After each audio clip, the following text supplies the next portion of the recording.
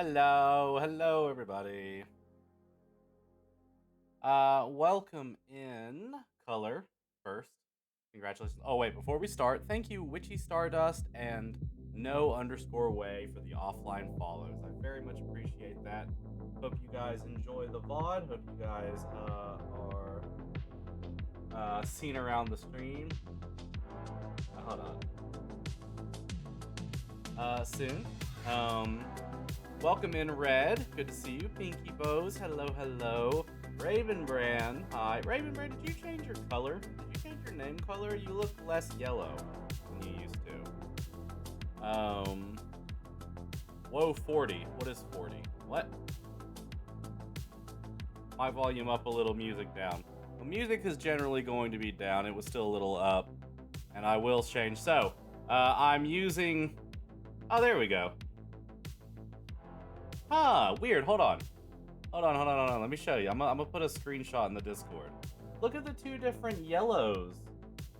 Look at the two different yellows that your name is exhibiting.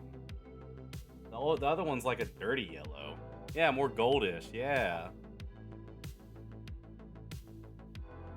Is that me or the sounds is weird? What is the sounds is weird?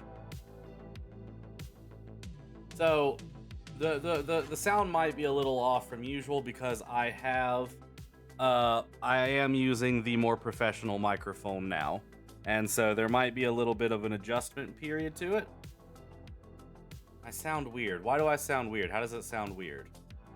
Like, in what way weird? Give me a little bit more elucidation so I might be able to fix it. Because when I did the, like, far away... Color doesn't think it sounds weird. When I did it sounds better closer to me. Well, it would sound better closer. It's a matter of like it gets a little bassy, I guess. But I guess that's just my voice that comes through. Very strong. I think the sound is fine. You guys are giving me very mixed reports. Is it just you're usually used to one thing and this is a different thing, but it doesn't necessarily sound bad?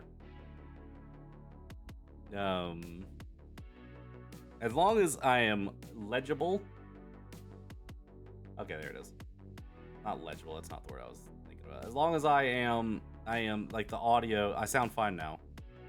Yeah, the soundproofing will help rebalance, but just to check, does this still work? Because I'm gonna need this if I'm gonna do Jett's internal voice. Can read you. Shush. I used the wrong word. God damn it. I'm not allowed a single fucking mistake. Turned up the volume. That's good now. Okay. Well, we'll go with this for now. God, fucking... We have some very persistent, like, just two flies that just won't fuck off. Slander is verbal. Libel is in writing. That also isn't the words I was looking for. Read your loud and clear. Okay. Well, let's get old Scarlet Hollow. How is everyone doing? How's your week gone? We're halfway through the week. I've actually had a pretty nice one. It's been fairly relaxing. I've been working a lot on Oasis. Got the whole house robbery system finished and done. Rough week, but could be worse. I'm sorry to hear that. I'm just quoting J. Jonah Jameson. Gotcha. Feel free to talk about it if you want, Color. This is a place where you're able to vent a bit. I have my volume all the way up on my phone because I am building bookshelves and have the fan on. I think you sound extra to me because of that. That will do it, yeah. Let's make sure Scarlet Hollow is applying. Is this one of those? There it is. Okay. We'll stop this. Transfer us over.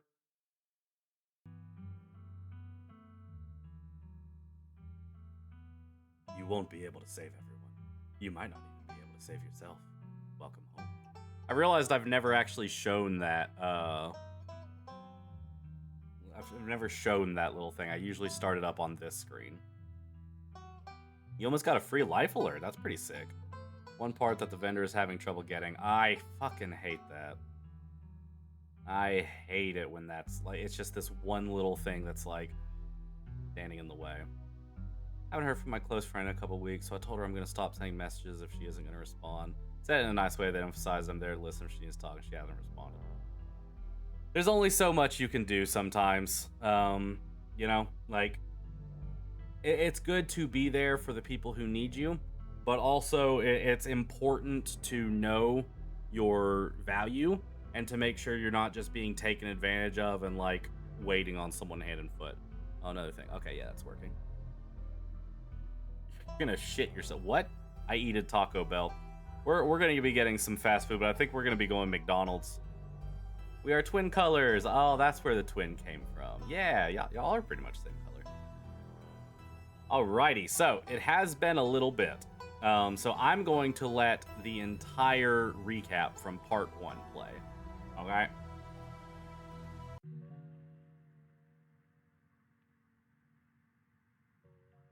So this is on me here. This is on me getting like giving up years of my life to get rid of the ghost in the library. The decision you made in episode 3 bears heavy physical consequences, and a visual reminder of those consequences will follow you for the rest of the game. You can reduce the intensity of this visual reminder or remove it entirely at any point in the preferences. And the decision you made in episode 3 bears heavy physical consequences. Oh wait. No wait.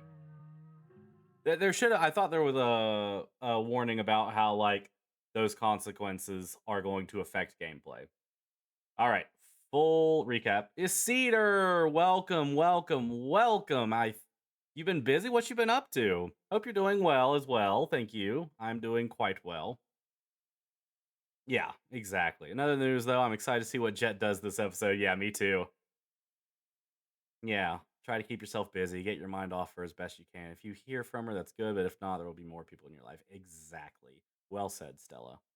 Reach out to me. I haven't heard from like 45 years today. Must be something in the air. One of those things. All right, full recap. The funeral of Pearl and Scarlet, my cousin's mother and my aunt, seemed like something I shouldn't ignore, even considering my own late mother's rocky relationship with this side of the family. Welcome to our family's humble estate. Unfortunately, due to the current state of the house, only a few rooms will be safely accessible during your stay. I wouldn't go wandering anywhere else if you value your limbs. Thank you for the nut, Raven. The floors have been known to give out. Spade, the nutter has arrived. Welcome in, Spade. How are you today? So what do you say? Want to tag along? Hold the camera for me while I narrate against a darkening sky, that sort of thing? I'm doing well, thank you. You'll eat those words when I come carrying a mountain lion corpse out of those woods at dawn. A single deer remains behind, staring down the beam of Stella's flashlight while Gretchen whines and pulls at her harness. Duke grapples with the thing as it grabs at his shotgun, pushing the barrel out of the way as it grasps for Birdie with oddly jointed limbs, while Stella stares in shocked silence, as if paused, watching as the other creature attempts to wrestle Gretchen into the darkness, her desperate cries going unheeded. I dive for Gretchen, attempting to snatch her away from the thing's misshapen hands. I manage to grab her, but the creature isn't deterred. It rears back on its hind legs, its mouth opening, whispered tones sliding out alongside something sharp and unnatural. But then there's the deafening blast of Duke's shotgun, and suddenly it's gone. Oh my god, what do we do? Yeah, just so you know, Duke got shot. Duke's shotgun got turned on himself when he was trying to shoot the thing, and he blew his own head off on accident. For anyone unaware, welcome home. My grandmother used to talk about pale creatures called ditchlings. She always said they were a terrible omen, a sign of suffering to come. I'm going to bed. I'll see you tomorrow.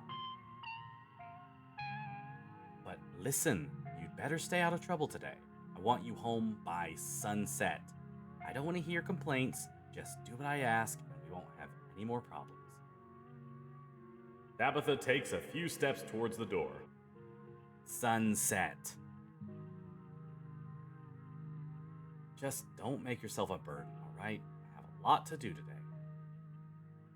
Oh, we talking about a certain young man who may or may not have caught the boss's eye? That Sam Wayne fellow, wasn't it? Whatever. If anyone asks, we never talked. Got it? I don't want to disappear, too. I am the only person in this town who truly cares about your safety. Don't forget that. Even if it's already too late to stop what's going to happen. I'd make people suffer too if I was referred to as a ditchling the fuck. Whatever you're looking for, you're barking up the wrong tree, so just go someplace else before... Tabitha once again trails off. Both she and Stella have noticed the girl with a dark braid and glasses sneaking along the ridge. It's Rosalina! Kanika, we found her! She's heading up the hill! They went in?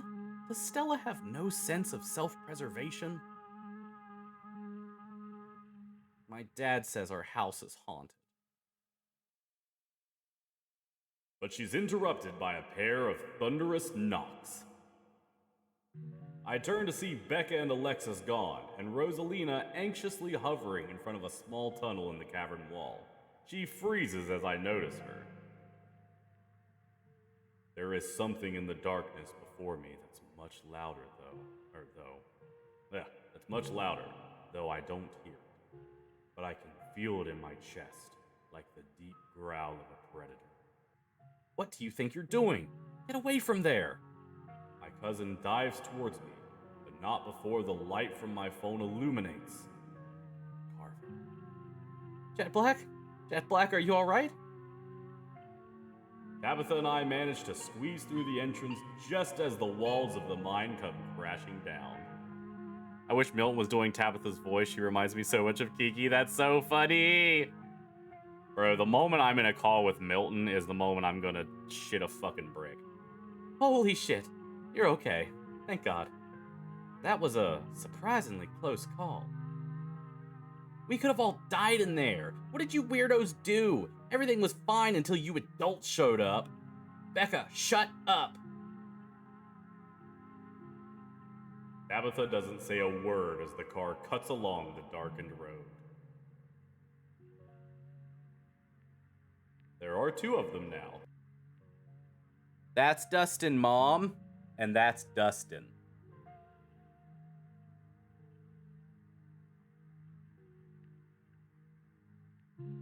As we ready to leave, Janie approaches from the far side of the kitchen.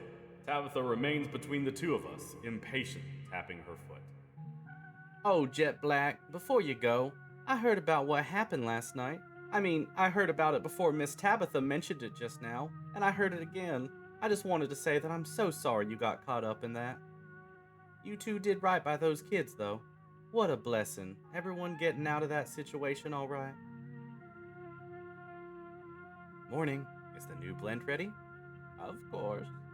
Jet Black, if you'd like to keep Miles company, Tabitha and I will be just a minute. Oh, excuse me. Wait, you're Jet Black, aren't you? My name is Bo. I'm Duke's boy. It's a pleasure to meet you. Mrs. Forsyth called me on the phone and told me you saw what happened to my daddy. I thought you weren't going to show. I put two and two together. I know you're related to the boss. The other guys are all riled up. We're talking action. If they saw me out here with you, they think I'm some kind of scab. None of them will listen to me, especially now. We've all got bigger things to worry about than a single missing miner. I haven't forgotten about him, though. Anything you want to know, just ask. And with that, breakfast is served. How do you hide this? Look at this. I made some pancakes like that the other day. For Stella.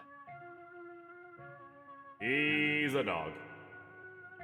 Not only is this mayor a dog, but judging from the series of portraits lining the walls, every mayor of Scarlet Hollow has also been a dog. I can tell this dog is the mayor from his little sash and his fancy top hat. There's a regal air about him, almost as if he knows the position of authority he's been elected to. Look at that face. Look at Gretchen's face. She fucking hates that dog. She fucking hates that dog. Eggs are the hat for the pancakes. Yeah. Before I can catch up to my companions, I'm intercepted by a nervous man with a cross around his neck. Whoever he is, I can feel his desperation to make a good first impression. A self-sustained and self-fulfilling prophecy. Sounds like old Gretchen and the mayor may have some unresolved issues, wouldn't you say? I'm Pastor Daniel. I take it you're Jet Black? Everyone's been buzzing about you. I'm so sorry about your aunt, but I'm sure she's in a better place now. If you'd ever like to discuss your beliefs, my door is always open. The basement is what I might expect out of a tortured artist who spent all his time confined to his studio. Discarded canvases line its edges, while trash and sketches leak out from their piles in the corners of the room, hiding the bare cement floor. Ghoulish faces coat the walls in paint, sneering out at their creator. Your mom is so scary. She can be a little intense, kind of overprotective, which I guess makes sense. Anyway, make yourselves comfortable. You'll have to forgive the mess. I've been distracted lately and haven't been cleaning much. Dinner is already laid out. Dinner rolls, spaghetti, and a light salad. Kanika anxiously picks at her food. Stella is nervously talkative, and Reese is suddenly quiet and tense, his shoulders tight as his mother perches on the chair next to his. Dr. Kelly eyes all of us with a sharp, fierce gaze. That's the one that Milton should voice, because that's the one that looks most like Kiki. Pastor does have a resemblance to Chris.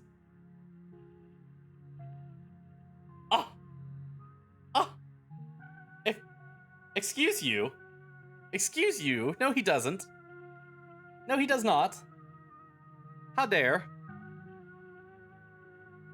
So, we were talking about maybe watching a movie sometime this week while Jet Black is still in town.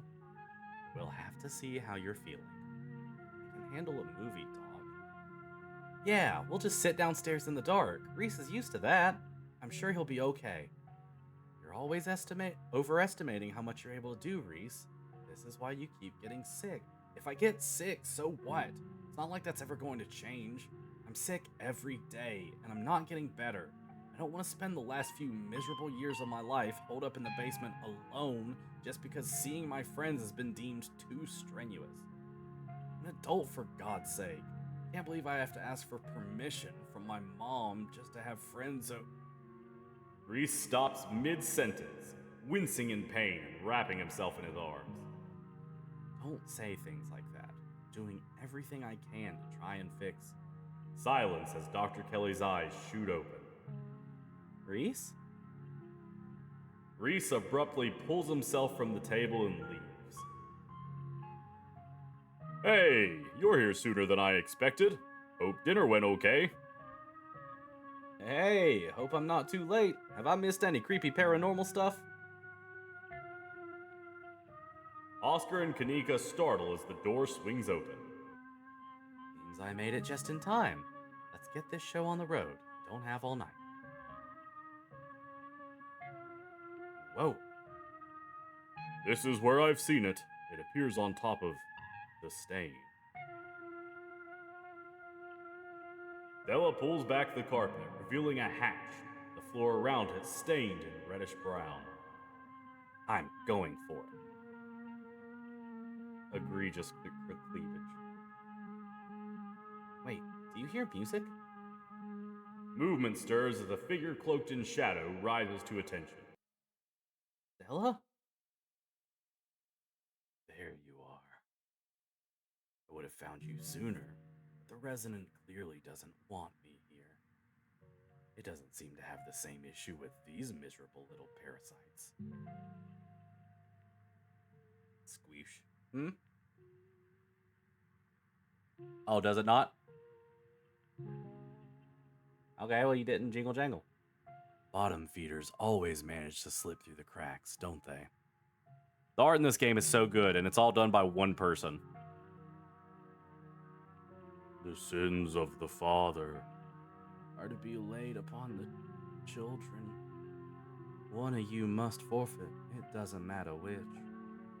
Shit. I hope I didn't come too late. It wants something, doesn't it? And I think you know which of you should volunteer. You must be joking. I take a step towards the light. Sybil is right here. Please don't do this. I wordlessly step into the spotlight. I'm so sorry, Jet Black. I don't think I can talk right now. I'll call you, okay? She hurries off down the road. Before I go... Sybil places a hand on my arm, holding me back for a moment. I'm sure you have questions after everything you saw tonight, and about what's happened to you. But let's not get into it here. I think everyone could use a little rest and relaxation right now, yourself included. If you swing by the team room sometime tomorrow, say early afternoon, you and I can have a little chat. I'll see you then, Jet Black. I don't even notice myself entering the guest room and falling into bed.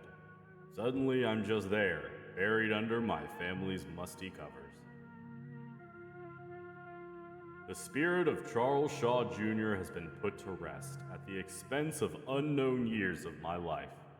The specter of the night's events will linger over me every day I have left, a grim reminder of the price I willingly paid for the crimes of a family I never met. Maybe it'll be easier in the morning. Maybe my joints will ache just a little less than they do now. Maybe I can still right the capsized ship of my now broken life. Or maybe things will only get worse from here. I open my eyes. It's a new day. And I feel like shit. I was hoping some of my strength would return to me after a good night's sleep, but I feel just as drained as when I dug myself out of that shallow grave. My limbs are heavy, and my heart struggles to keep up with my movements. I feel like I've lost something that was important to me. Yeah, I don't care what happens to me. I made the right decision, and I'll do it again. Yes, I did what had to be done. Who knows what would have happened had I left that ghost behind to fester? An involuntary shudder runs down my spine. But my thoughts are interrupted by the buzz of my phone on the nightstand. Hey, just wanted to check in. Hope you're doing a little better. Also wanted to ask, have you heard from Stella? I checked my messages. There's nothing from Stella. I dial Stella. Hey, what's up? Just kidding. I'm not able to come to the phone right now. This is actually a recording of my voice. It isn't really me. Technology, huh? Anyways, leave a message, or don't. I never check this thing. Yeah, I had that exact same kind of trick back in like 2012. I went, hello? Hello? Hello? Nah, I'm just kidding. This is a voicemail. Leave a message. The mailbox is full and can't accept messages at this time.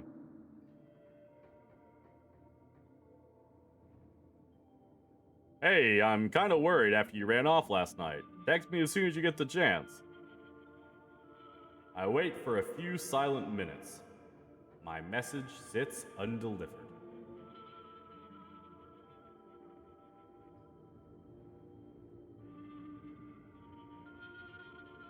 Everyone had a rough night. She's probably still shaken up. Yeah, but I don't love that she's out there somewhere by herself, considering all the shit that's been going down. Almost as bad as Kiki voicemail, god damn it. Look, I know we haven't exactly gotten along, but we should meet up in town and look for her together. Looks like I have my morning plans in order. I might as well take a shower before starting the rest of my day. I step into the guest bathroom and into the shower. The hot water soothes my aching joints. Despite the state of the bathroom, this shower is a good place. Welcome in, Amazing Spider-Man! How are you today? I hope you are doing fantastic. How has your week gone so far? As it rinses my body clean, I...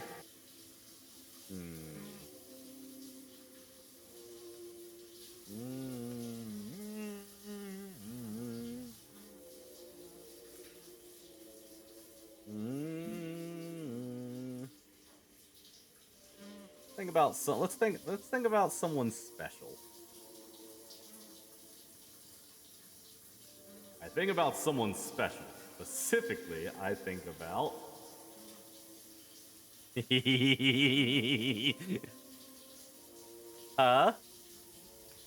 Reese's mom has got it going on.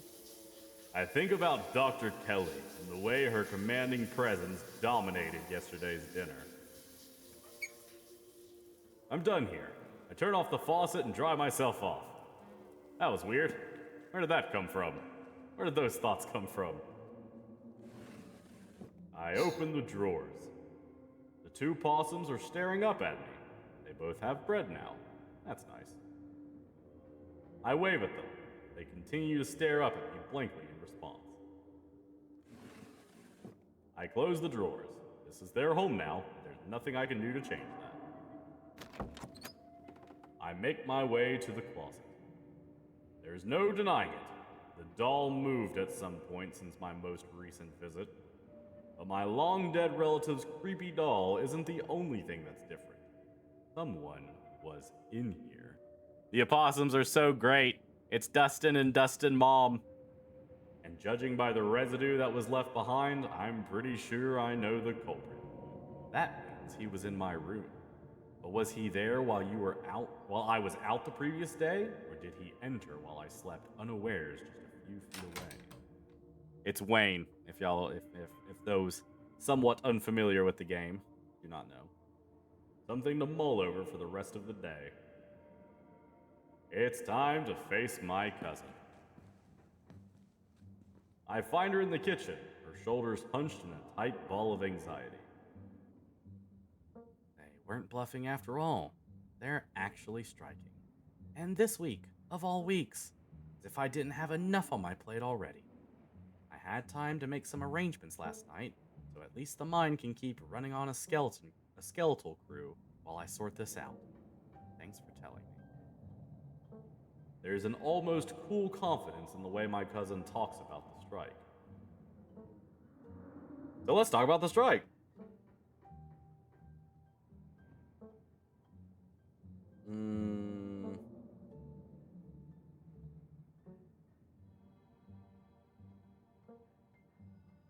Usually I'm pro-union, but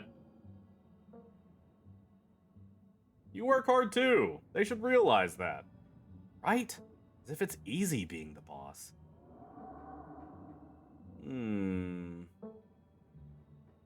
You seem unfazed by the strike. Thank you for making a sacrifice to Stella. It's just a small group of miners causing trouble. It shouldn't be hard to put it down. You want me to infiltrate the strike? Even if they didn't already know you're my cousin, that seems like a great way to throw gasoline on a fire. This is my problem to fix. Your only job is to stay safe until the funeral is over. Do you know what the strikers even want?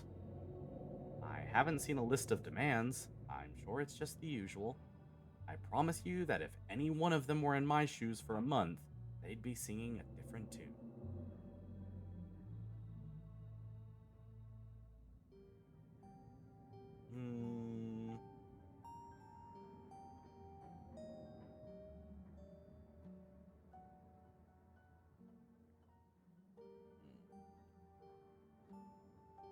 You're in a really difficult spot right now.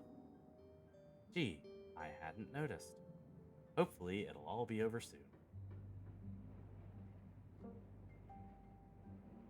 Talk about what happened last night.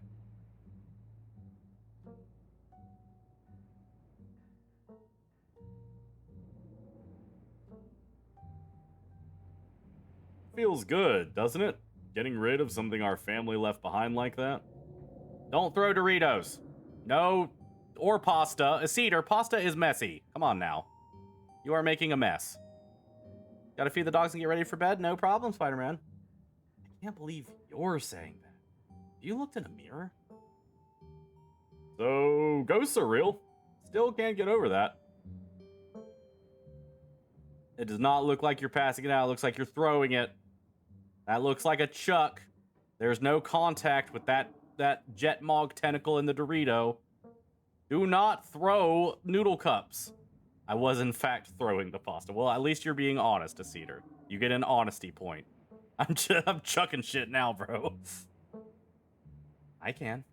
What does that actually change about anything? You're a Scarlet. You were probably going to die young anyways, and I still have a mind to run. Damn.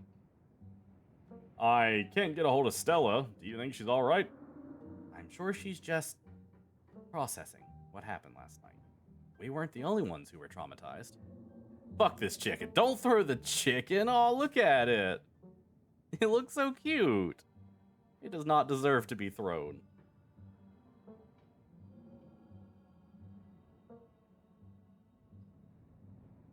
You probably should get going, right? Yeah.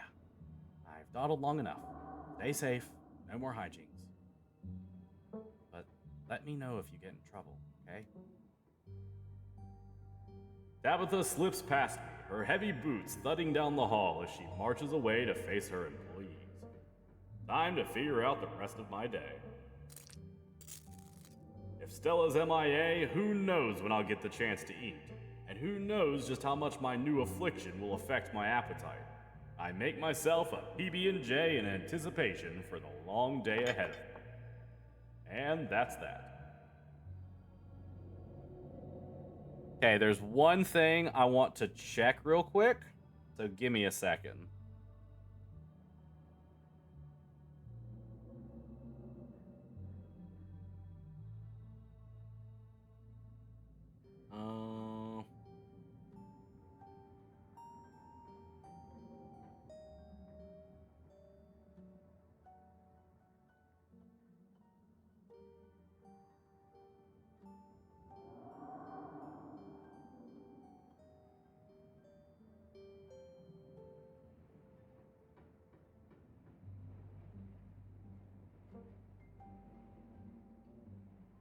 Give me a second.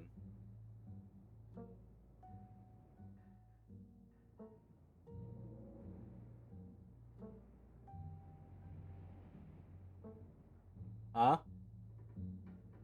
No. I'm looking.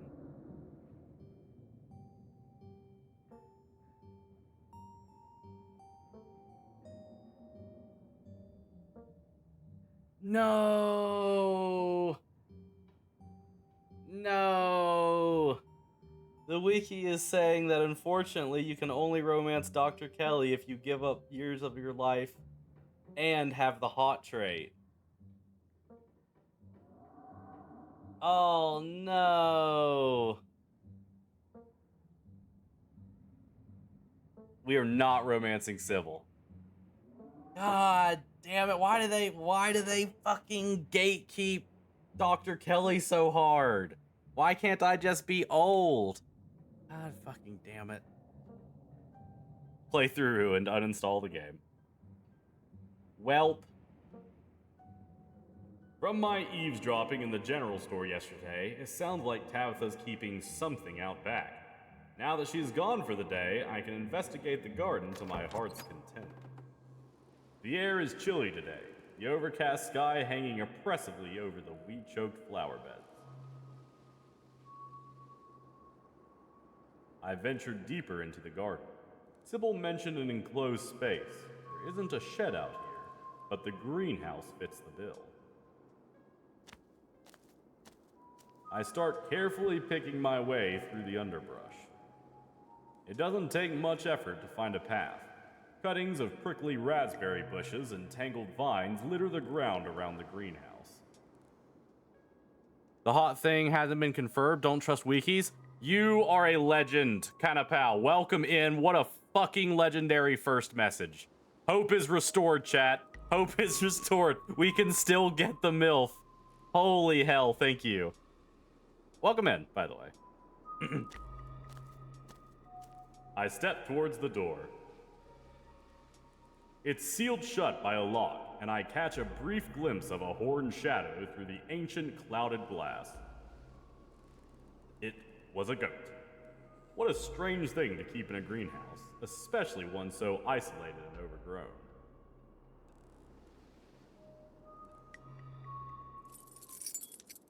When are people going to learn that a mere lock can't keep Jet Black contained? I pop it open with ease.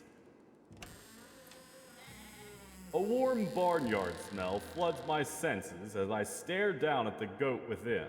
It stares back up at me from its place on the tiled floor, surrounded by dry earth.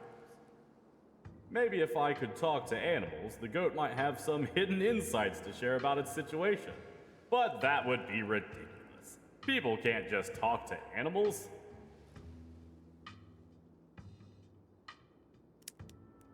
I unclip the rope, tying the goat to the greenhouse.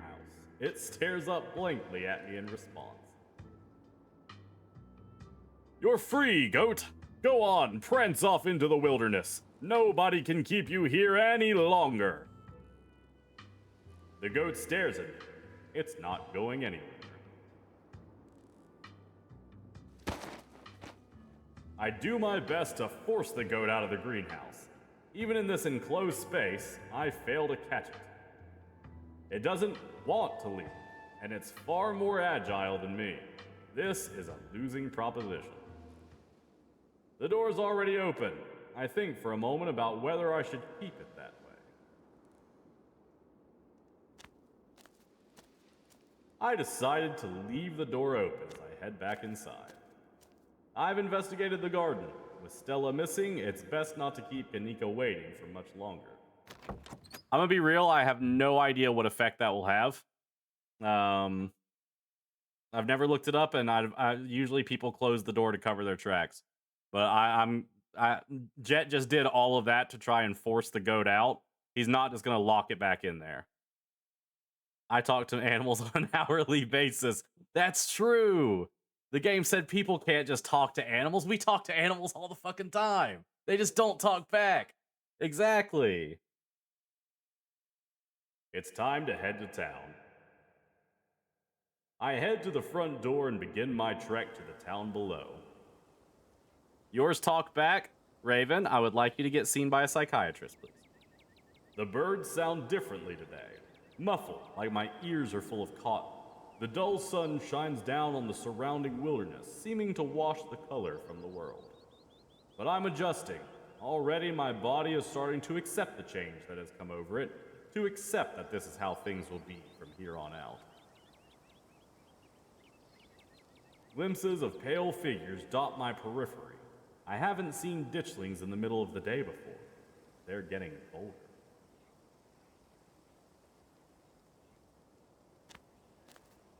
To my surprise, I find a familiar face making its way up the path towards me. Hey, I was just coming up to see you.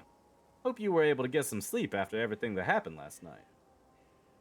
They don't say anything about my appearance, but I can see them take me in, the light of day revealing my new features clearly for the first time. You doing okay?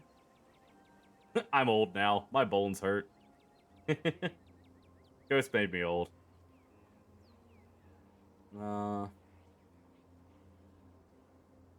I'd do it again in a heartbeat. I'm here for a good time, not a long time. They do absolutely talk back. I met Doodle. Did not tell me she wasn't saying rude things to me. Doodle was not saying rude things to me. Doodle's eyes were stabbing daggers into me the entire time I was there, okay? There was no communication other than, like, Oh, I'm sorry. I missed your hydrate, son. Other than, like, death stares. Sung, go in the subathon VOD, go watch the animal hospital section, because I burped, like, 8 times in a row. That'll go towards my tags.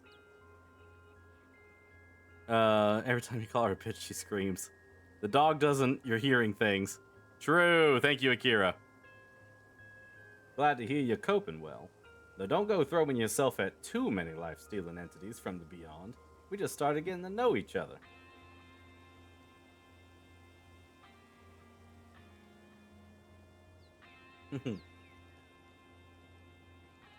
You don't have to put on a front. Last night was a lot. I get it. I appreciate the concern, but I'm alright. You're talking to an expert at vibing. I know most folks would probably be freaking out or having some kind of existential crisis, but that's not how I deal with heavy stuff. Surprisingly enough, Avery is mostly telling the truth. They're fine. I mean, I'm not 100% chill today, I'll admit. I feel kind of bruised, but physically and spiritually, if that makes sense. But that's just part of life, right? Nobody makes it to the end completely unscathed, and I'm glad my new emotional baggage comes from a ghost instead of some boring normal trauma. The supernatural angle takes the edge off a little bit. The ditchlings are everywhere now, even though it's daytime. Avery turns to survey the tree line. I noticed a few on my way up. They're kind of funny now that I'm getting a good look at them, with their scrunched up little Sharpay faces. So, should I be worried about these things? I know they're a bad omen or something, but like, are they dangerous? They're not gonna eat me if I take a wrong turn, right?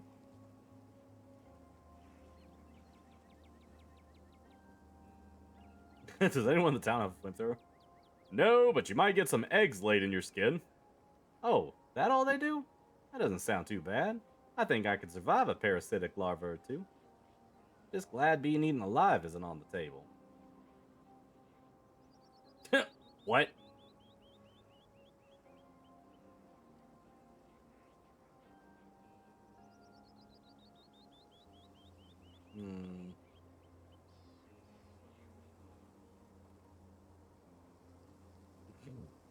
What do I say to that? What does anyone say to that?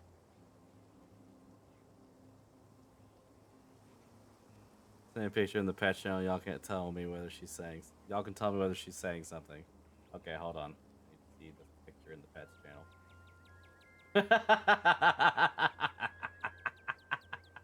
channel. Hold on. I'm pulling this up on stream. Look at. Look at her face. Hold on. Look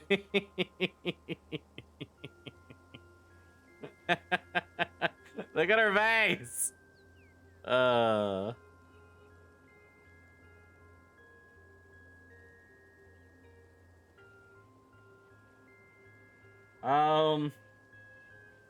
I mean, is getting a parasite like that really any different than being eaten alive? They're still eating you, just more slowly and from the inside. Sure, I get where you're coming from, but that's a pretty big difference. If a mountain lion gets me, that's kind of just it, you know? I'm sure the wonders of modern medicine will be able to yank a couple of eggs out of them. Heck, maybe I'd even be able to let the eggs hatch instead of just having them removed. Be sad to kill the babies, but at the end of the day, if it's me or them, I gotta go with self-preservation.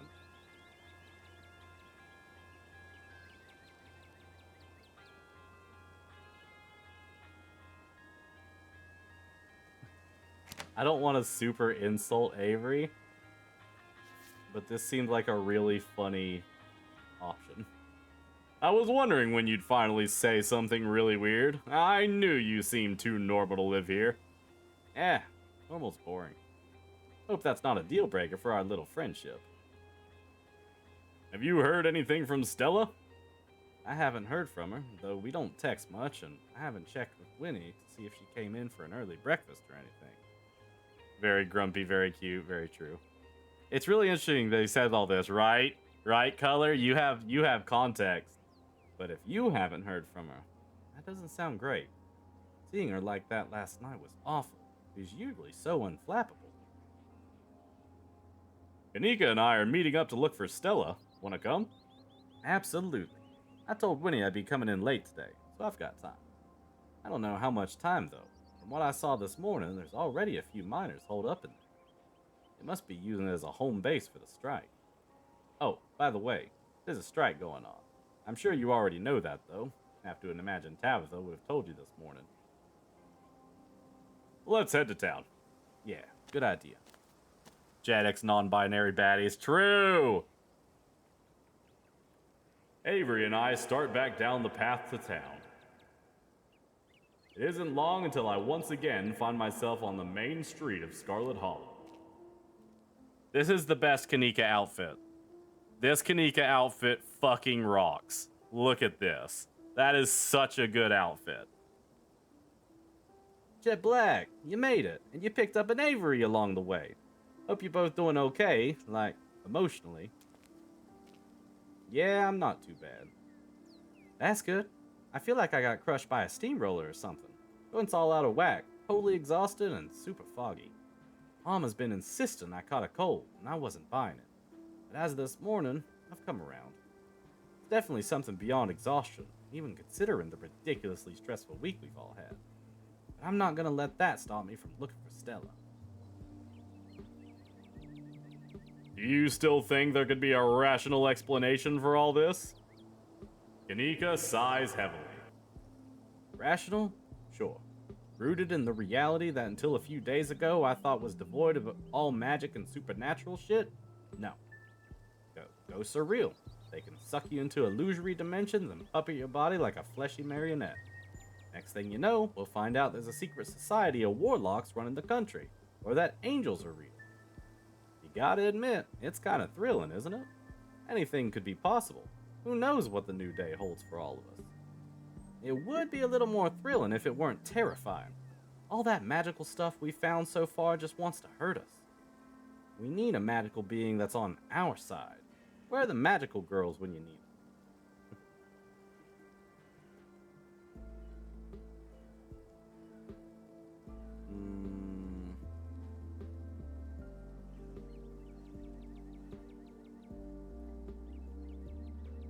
Kanika, your mom's totally a witch, right? Maybe she's the magical girl. What have I missed? My cat is being a pain. Avery said some odd stuff and they met us on the way to town. Yeah, Avery said, like, he'd be down for parasites being laid in his skin. No way. She's just a new age crystal and herbs lady. She's not... You don't think... She could be for real. Anything seems possible these days. But that would mean everything I thought I knew was wrong. My whole life has been a lie. I need to take a page out of Stella's book and just block this shit out. I need to be focused. I can't keep having all these existential crises.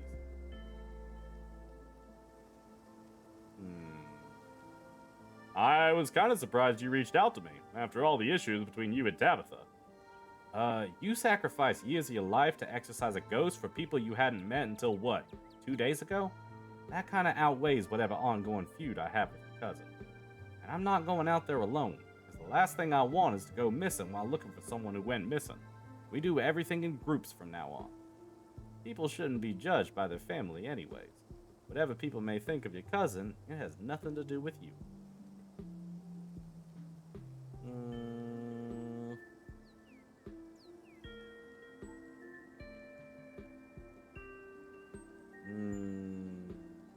Yeah, I'm gonna say that one.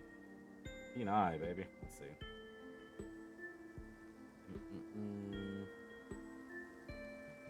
Yeah, let's do that one. I think last night just pushed Stella over the edge. I know I've only known her a couple of days, but it feels like she has a tendency to run from difficult emotions. Usually she just changes the subject, but I guess this time she wound up literally running. You are absolutely right. And as friends, we can't let her be alone at a time like this. I've made that mistake before. Plus, she could get mobbed by those weird little creatures. Worse. Exactly. This is no time for anyone to be off on their own. Who knows what kind of weird stuff is out there? After the past couple of nights, I wouldn't be surprised if there were actual Bigfoots in the woods, just waiting to eat humans who wander too far from civilization. Sherman was telling us that animals don't talk back, and I think he's wrong, just like his water flavor opinions. You guys are so fucking wrong on so many fronts, it's getting ridiculous to track. Ooh, no. Ouch. Ooh, ouchie. Ooh, ouchie. Spider-Man, ow. I just read your sharp rock message. Do Bigfoots thirst for human flesh? Is that some kind of common knowledge I wasn't keyed in on? I wouldn't be surprised is all I'm saying. Okay, let's get started. I don't want to waste another minute. Where to first?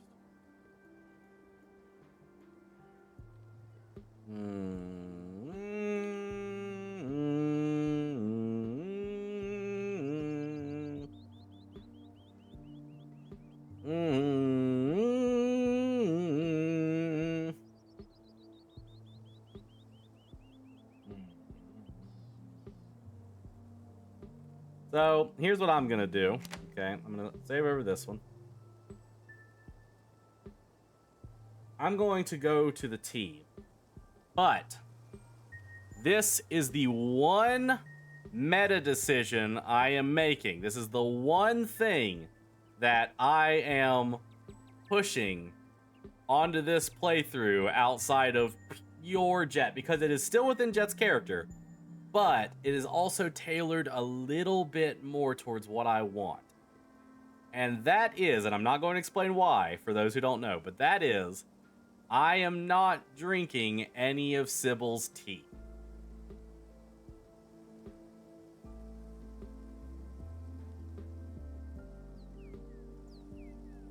I'm supposed to get tea with your mom today. Maybe she'll have some ideas. My mom wanted to talk to you? She's probably going to give you some rocks or bundles of herbs for protection or something. We can humor her. Let's do it. The tea doesn't have butter in it, so Jett can't drink it. Oh, the cat takes it in turn. Oh, will that stop me from searching? Oh, shit. Okay, hold up. See, I was wondering about that because... Nope. I just fucking... Okay, hold on. Pause! I fucked it up. God. 1 second. 1 second. I fucked up a little bit. Autosaves. You right. You are... Fucking Kanapao, you are a fucking savior this stream so far. My god. Load. Okay, cool. Okay, so we'll go there last. I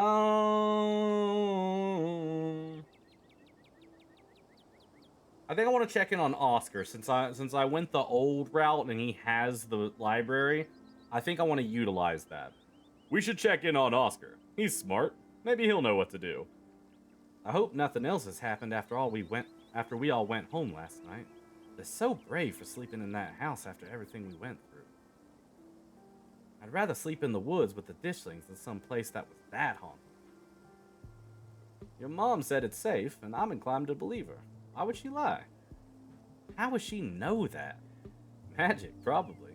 There's only one way to find out. Let's go. Good news, Rock didn't make cut. Bad news, Prob might bruise. Hey, well, bruise is better than cut. Bruise you don't have to keep clean for, threat of infection. Morning light streams in through the library's large windows. In the bright daylight, it's once again a place of comfort, all menace having fled in the wake of Charles Shaw Jr.'s departure. No ghost, thank God. I was not up for an encore. Yeah, it's gone, just like your mom said it would be. I guess Oscar must be in back. I know that's where I'd be if I finally got my house back. I've always been surprised by how unsupervised this place is. Sometimes it feels like anyone could just walk in and do whatever they wanted. Like what? Steal books? I mean, they could, right? I'm not saying anyone would. I'm just saying that people in this town trust each other. A lot. Now I'm gonna curl up in bed even though it's too hot. True. Bruise on the foot is rough. Yeah, it's not great, but much better than a cut. It's nice. Let's go find Oscar. We make our way back towards the annex. It feels strange to be back here in the light of day, as if the events of the previous evening were all just a terrible dream. This hallway... Oh, shit. This hallway really takes me back. It feels like it was only yesterday that we were last here, blissfully unaware that our entire lives were about to change forever. It was only yesterday. I know. Kanika knocks on the door. Oh, good morning. It's so good to see all of you. Jet Black. He takes in the sight of me standing in the bright corridor. The way Oscar says says my name carries the weight of an immeasurable guilt. I can see it in his eyes, too. What I've done for this man will hang over every interaction the two of us have for the rest of our lives. I hope you're doing well this morning. Please come in. Come on in. You have no idea how good it felt to sleep in our own house last night. Though I suppose I didn't do too much sleeping. I mostly sat and stared at the hatch all night.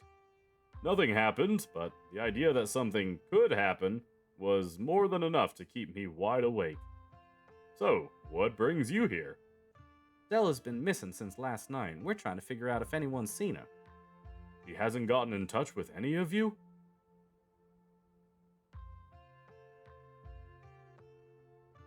So, I'm guessing that's a no.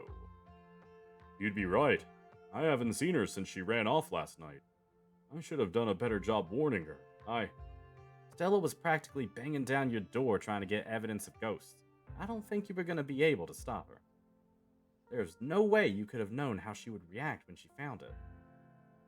I don't even think she knew how she'd react. And besides, you didn't know how bad it was going to get. You can't blame yourself for everything, man. I know you probably feel like it's your responsibility to make sure everyone around you is okay, but sometimes that's just not going to be possible. You're only one guy. I know you've got a lot going on, but let us know if you see her around. After everything we went through last night, I'm worried about her. Sorry that I can't be more helpful, especially after everything y'all have done for us. I know time is of the essence right now, but while you're here, I wanted to let you know that I'm determined to do whatever I can to help investigate what's happening to our town. I was hoping we could compare notes. It might help me narrow down where I should start my research. As far as I'm aware, there was nothing paranormal in Scarlet Hollow before very recently. Now here we are, suddenly surrounded by weird little goblin creatures in the woods and plagued by angry ghosts. You think there was an incitement event, right? I do. That's my thought too. It was never like this in the Holler before. Something must have happened that kicked off all this magic stuff. Avery stares at me. I mean, it's obvious, right? Things only started happening once Jet Black got here. You're not wrong. Exactly. If there's a catalyst for all this, why wouldn't it be a lost Scarlet finally coming back to Scarlet Hollow? If I may, Jet Black getting into town isn't the only major event that's happened lately. Pearl Ann died over a week ago, and those creatures in the woods were already reproducing by the time he arrived. Not to mention, I started seeing things in our house before Pearl Ann passed. I never thought to make a note of exactly when the spirit made itself known. If there's a root cause for all of this, hopefully there's a way to put the genie back in its bottle. I'm going to do my best to find out if there have ever been any similar events, and whether there's anything special about Scarlet Hollow that might explain what's going on. We'll fill you in on what little we know, so at least you have some place to start. We've been finding these weird stone seals. There was one in the mines and another in your basement. There might be more. Those are the carvings you mentioned last night, right? To think there was something like that under my house all this time, and to think someone must have put it there. But who? This gives me quite a few threads to follow. Thank you, Jet Black. Jet Black, didn't you say you felt something similar to the mine seal outside the clinic yesterday? I hope that doesn't mean something weird's about to happen there, too. Uh-oh. Losing the only doctor's office in town seems like it would be bad. Here's hoping we sort things out before that becomes an issue. You know, I was thinking about filling that basement with cement and pretending it was never part of this house, but if we're all here, maybe we should go down and... Oscar sighs. Take a closer look at that carving, seal, whatever it is. Oh, heck yeah. It'll be like checking out the behind the scenes of a haunted house the morning after. I mean, I know you're joking, but that's literally what we'd be doing, right? Ha, now that you mention it, yeah, I guess that wasn't the best analogy. It's been bad enough going into haunted houses and abandoned coal mines at night, but there's something that feels so much worse about going down there in the middle of the day. I can't say I'm thrilled about the thought of it either, but we need to do whatever we can to start getting ahead of things. I really don't think this is a good idea. I love Oscar too. He's so good. Wow, he's actually mentally stable in this playthrough. Lamau must be nice.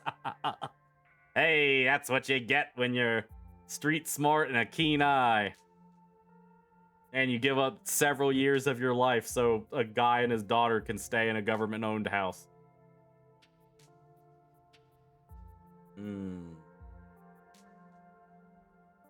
Oh, this is such a Jett answer.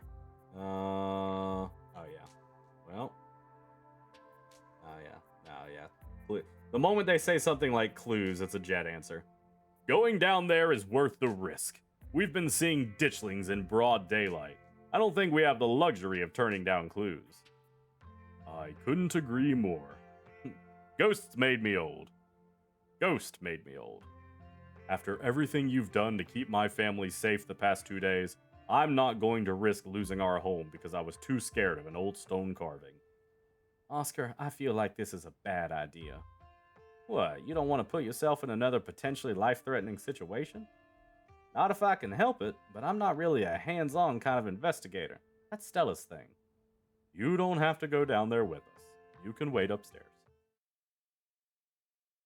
Oscar leads me back down the familiar hallway to Rosalie's room. Oh, hey Dad. What are you all doing in here? I'm going back into the basement, Rosa. I'm afraid there's something down there that might help us figure out what's going on in town. It's probably best you go to the library while we... No way. If you're going down there, I'm going too. Remember what you said last night? No more secrets. We're in this together.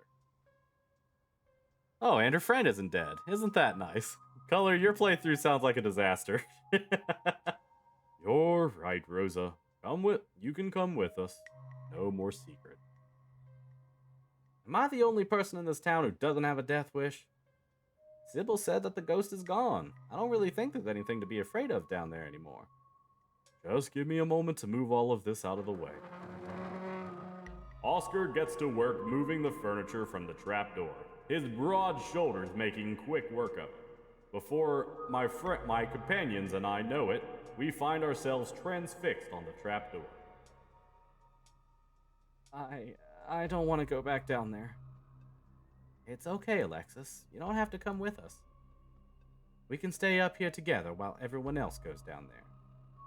Oscar opens the hatch with a menacing creak. Everybody's heart skips a beat,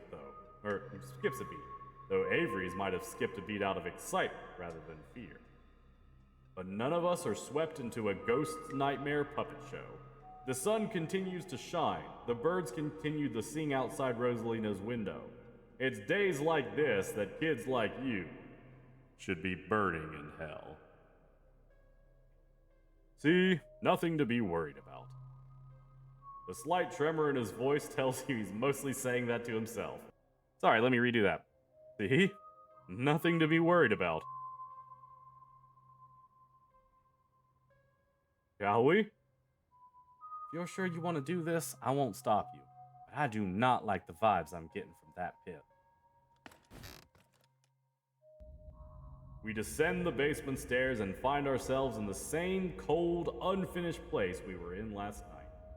I can't shake an oppressive feeling, but whether that feeling is driven more by the trauma of the past night or by something more tangible, I'm unsure. Well, I guess whatever we're looking for is in that pit. I guess we should take a look. Oscar walks up to the burial site, eyes widening as he peers inside. The eternally screaming remains of Charles Shaw Jr. are exactly where I left them last night, staring back up at me from empty sockets. The carving lies beneath him, the heavy, cold stone acting as his coffin. Its style is more than just similar to the carving in the mines. Both stones were carved by the same artist. Gross. He rotted all over that rock. I have no interest in going any closer. This carving has trouble written all over it.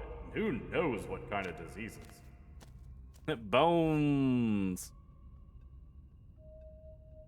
Ready for story time? Oh, that is cute though.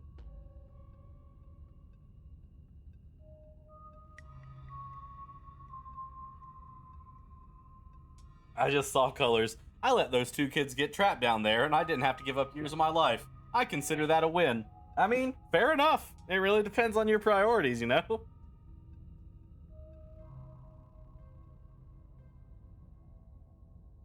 Charlie. Because that's how you fucking said it. Whoa. Cool. Dang, Charlie. Jet Black's grandma really did a number on you. Nobody touch it. I'll have to call Dr. Kelly about this. We should put his body to rest, right? That's how these things usually go. Fucking Rosalina taking a picture on her phone. At least in the movies. And hey, we disturbed his body and he hasn't come back for a sequel. Confirmation that he's gone for good, right? I think so. That's gonna make it a lot easier to sleep tonight. Does that mean you'll let me sleep in my actual bed? Whoa. Let's give it one more night. I still don't know how I feel about you sleeping on top of that rock.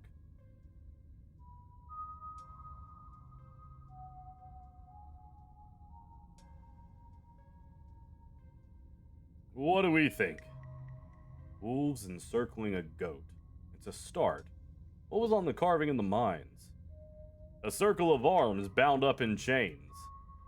Interesting. I'm sure that description will be more than enough to get started. We should destroy this thing. Are you sure about that? That carving is one of the best leaves we have. Dad, that thing stole our house. Avery looking in there like, neat. Yeah.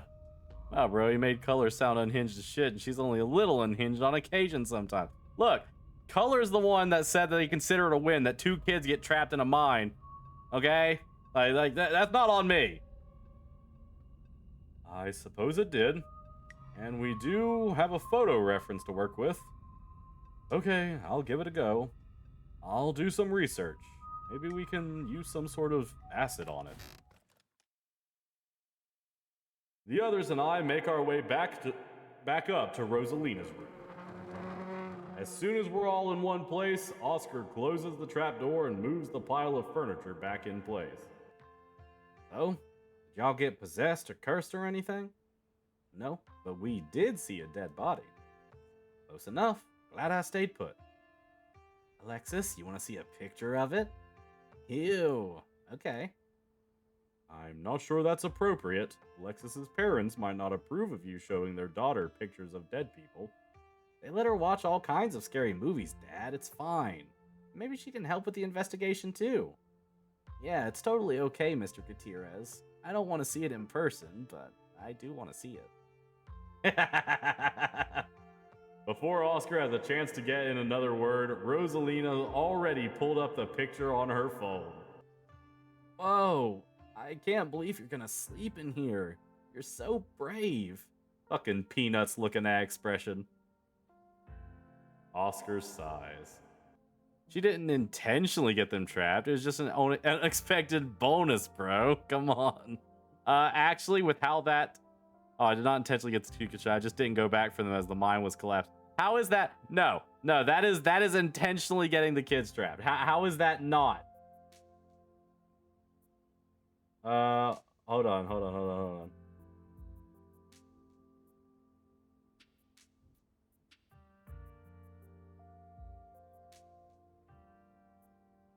Oh, okay.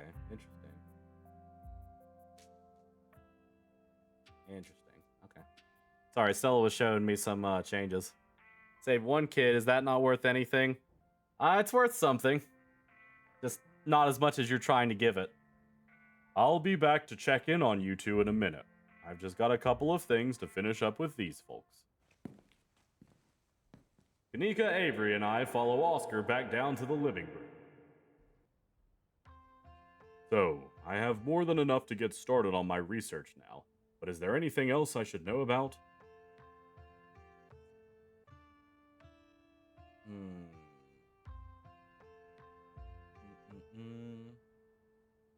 I think there's something in the clinic. There was this door yesterday, and I could feel something pulling me towards it. I see. I'll dig up what I can on the clinic. There's a lot of history there. I wouldn't be surprised if there's something haunting that place as well. You have a friend that lives there, right? Should we tell him that something bad might happen in his house? He might want to stay someplace else for now, if the last few nights are any indication. Yeah, I can shoot Reese a warning text, but I don't know if his mom will let him leave. She's got an iron grip on the poor dude. She's probably even more of a skeptic than I am. Was. It is when one of those two kids is a bitch. One kid isn't technically worth the same amount as two, so he's not wrong. I mean, true, the one kid is a bitch. I would have saved no kids. What the fuck do I look like, Spider-Man? Save the nice kid or the annoying... Did you save the nice kid or the annoying rude kid? Saved Oscar's daughter Rosalina and left Alexis and fucking Becca down there.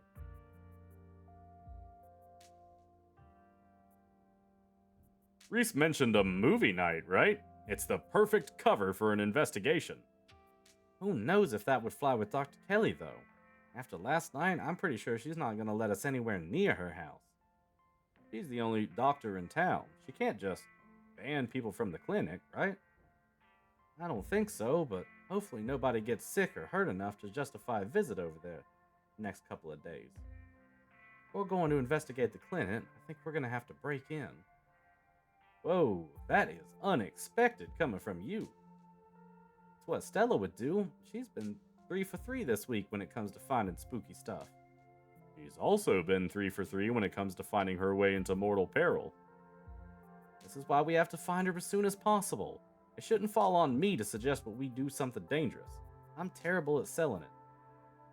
It's not that I don't think we should figure out what's going on in there. We just need to be cautious about what we do next. We don't want anyone to get attacked or possessed by any more ghosts, even if it is to help a friend. I don't know if we have time to play it safe. Just give me a day or two to do some research before you do anything rash, okay? I wonder if this could all be the work of some sort of cult. I think Becca was the annoying one. That was the whole reason they were stuck down there. Also, her mom shows up multiple times later, and I do tell her that it's her and her kid's fault, so I don't know. Sorry, not sorry. God damn. Color does not give a single fuck. I don't think you should be asking questions like that, Spider-Man. You're supposed to save all the kids. Asked up from Chris. Yes, it was Becca who was rude. Yeah, Becca was the bitch.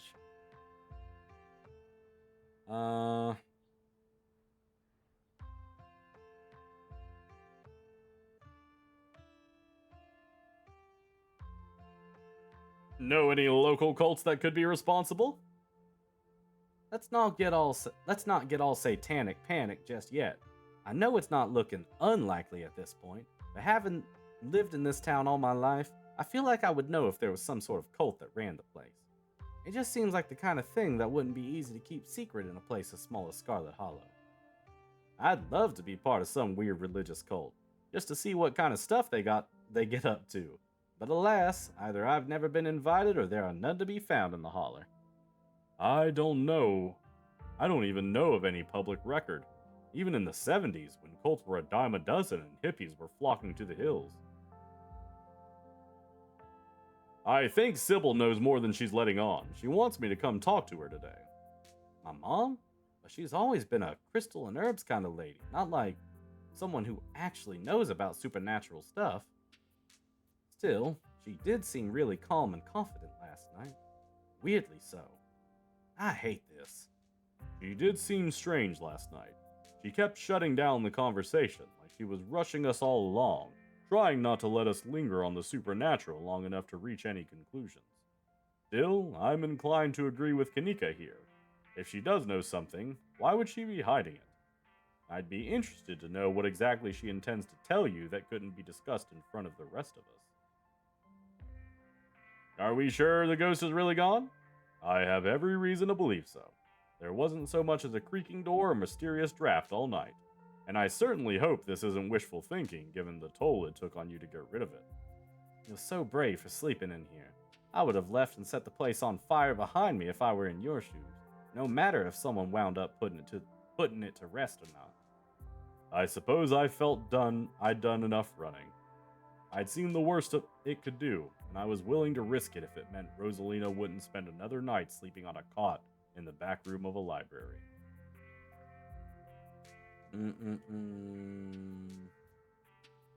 It sounds like you've got something to work on now. We should get back to looking for Stella. I do. Thanks for the lead, Jet Black. See you around, Oscar. Let us know what you find. I will. Sybil's a great name. Yeah, Sybil is a good name. So that's Oscar. Any other ideas? So, I know there's a way for me to go and get an examination from Dr. Kelly. Is that not right now?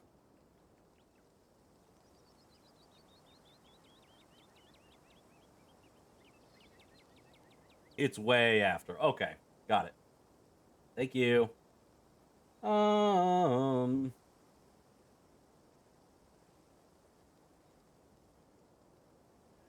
know that this is the last option that I'm gonna have.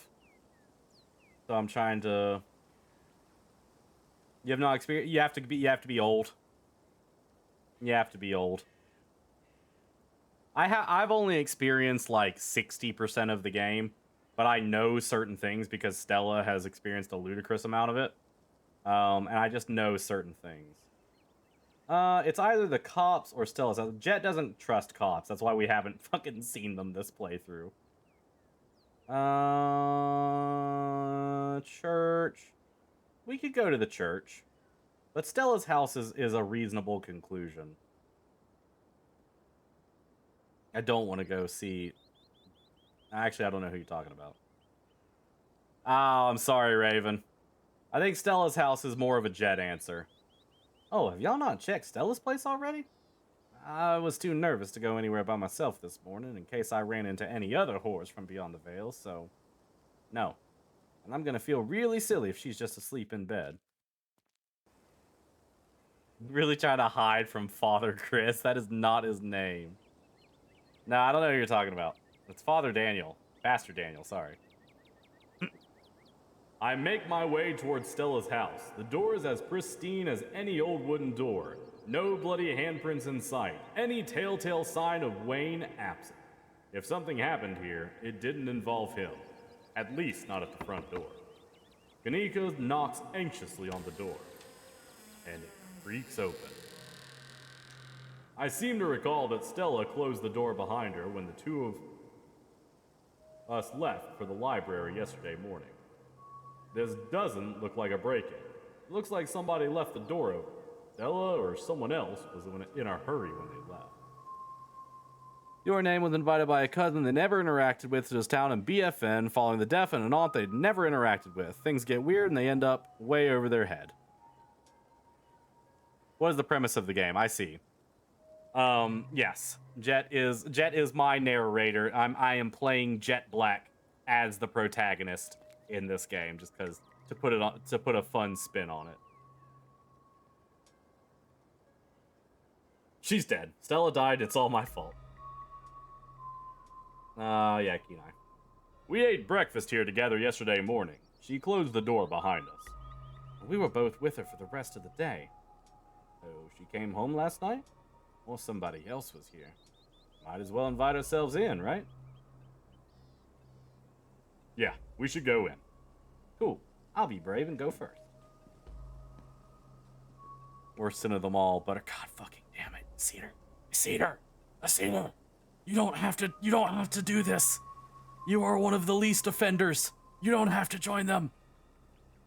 Our butter who art in dairy, slickness be thy name. I hate it. I hate it. I hate it so much.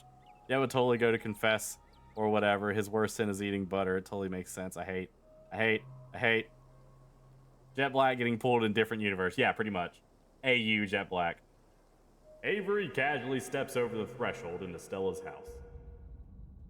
The living room is almost exactly as I saw it the other day.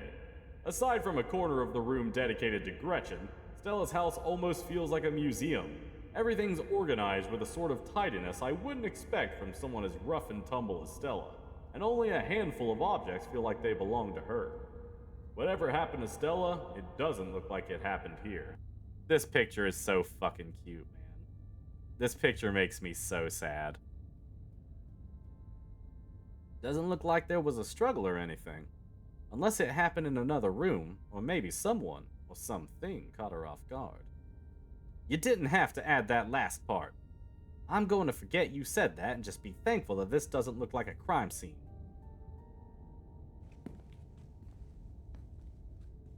Stella's kitchen is messier than she left it yesterday. A couple of cabinets are hanging open, and a loaf of bread sits on the counter by a used butter knife. The crust of the bread has gone somewhat stale, about as much as I'd expect after being left out overnight. Whoever left it here left many hours ago.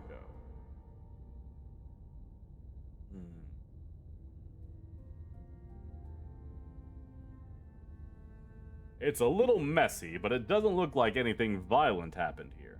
It's possible she came home, grabbed some food, and left in a hurry, right? Does she have somewhere she needed to be? She didn't say she had something she had to rush off to. Maybe she just had a panic attack after being possessed. But that was over 12 hours ago. I'd hoped she would be home by now if that was the case. Is Stella the sort of person to stop back home to make a snack in the middle of a mental health crisis? Yeah. And it's comforting to think that might be all that happened. A panic attack is much more manageable than rotting ghouls or parasitic doughboys. I often think how it would be if Chris never mentioned butter in that interview. Yeah, I often imagine that better reality. You know?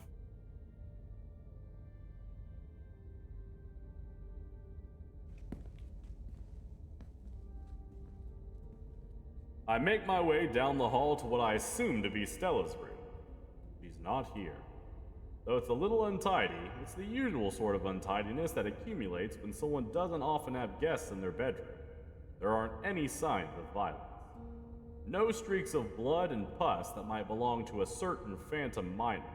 He hasn't been here. I do notice, though, that her jacket is nowhere in sight. It isn't in her closet, and it wasn't on the coat rack in the other room. Stella's jacket is gone, the Letterman one. It wasn't on the rack in the other room. It's not here, and she didn't have it yesterday. Okay, I'm sold. Between this and the kitchen, she must have come home last night. And it seems like she was the one who decided to leave. No struggle or anything. I go to check Stella's computer. I'm not sure we should be snooping on her computer. Isn't that an invasion of privacy? We already broke into her house, right? For all we know, there could be some sort of clue on there, like a note detailing exactly where she is. We didn't break into her house. The door was left wide open. I'm with Avery. What if we don't find Stella and it's all because we didn't snoop on her computer? No stone unturned, Kanika. Okay, fine, but I'm going to stand over your shoulder the whole time and make sure you don't go looking for anything personal. Wait, what's happening? Wait, brain cell. Could have been something way worse. I sleep and all my dreams are butters. What? We all be normal, I guess. Could have been something way worse. Not better. It is a better butter reality. God fucking damn it. I think everyone should be grateful it's just butter. We could have a better reality. Instead, we have a butter reality. I see. You can hold the brain cell for now. Same red string net. Oh yeah, Jett has a very similar. He thought it said better. Shush. Stella's desktop is horrifically cluttered. There are simply too many files and folders to fit on her monitor, and they overlap each other in a chaotic, multi-layered display. Whoa, how do we find anything on here? Look, Stella, it's your computer. This is Stella's computer. Stelluminous' computer. With its 5 million fucking tabs open at once. I'm suddenly a lot less worried about an invasion of privacy and a lot more worried about this being a complete waste of time. I scanned through folders and file names on Stella's desktop, looking for something, anything that seems like it might be interesting. One folder catches my eye, boring tax stuff. I'm no fool. I've seen this folder before. I have this folder on my own computer. Boring tax stuff never contains boring tax stuff. For that matter, it never contains anything related to taxes, and its contents are never boring. Chad, do I open the folder? Shut up, I only have 13 right now. I might actually have more than you right now. Hold on, let me check.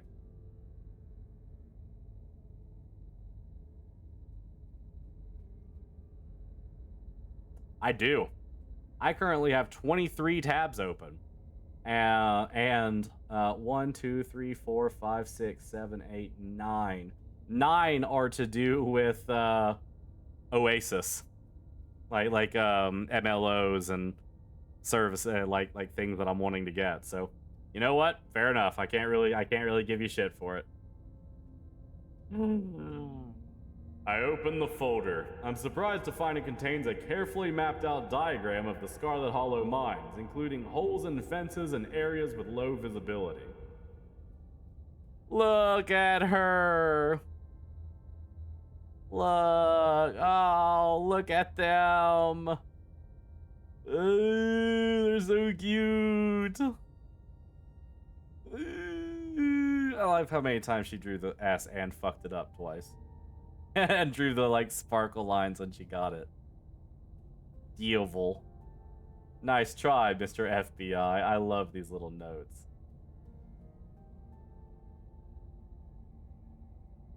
I ship Stabby so much, true. There's also a handful of old photos in Stella and Tabitha together as teenagers.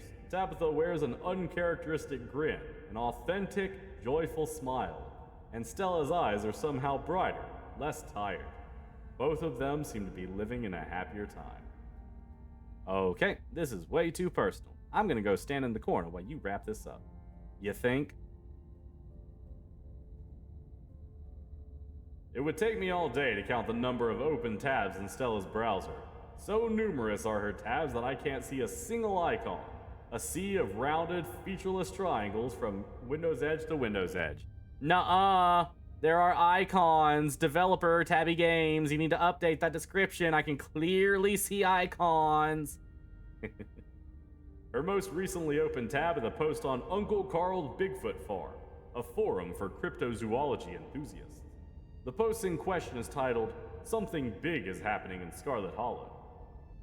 Hey everyone, without chasing a skunk ape sighting the other day, and I found these weird little guys. My friend's mom says there's something called ditchlings, but I've never heard of them before. Anyone have any good leads? Camera isn't shaky enough, this is totally staged.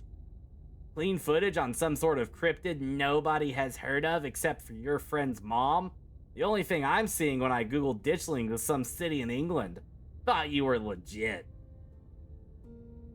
Guys, since when did high quality footage count as anything other than actual evidence? Those things are terrifying. Since every low budget horror movie started doing guerrilla marketing, I smell an ARG. I'm serious. I've got a ton of extra footage. Look at what they've been doing to the animals in town.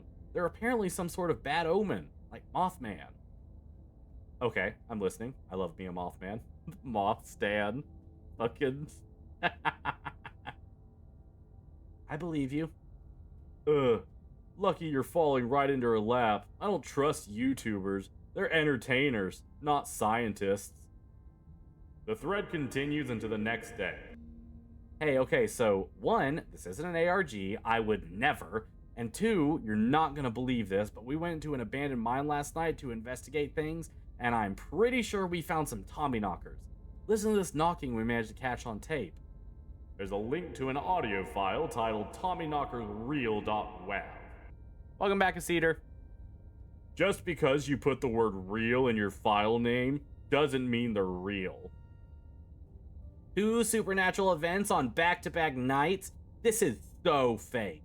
I can't believe I bought into that River Runner hype. You're so full of it.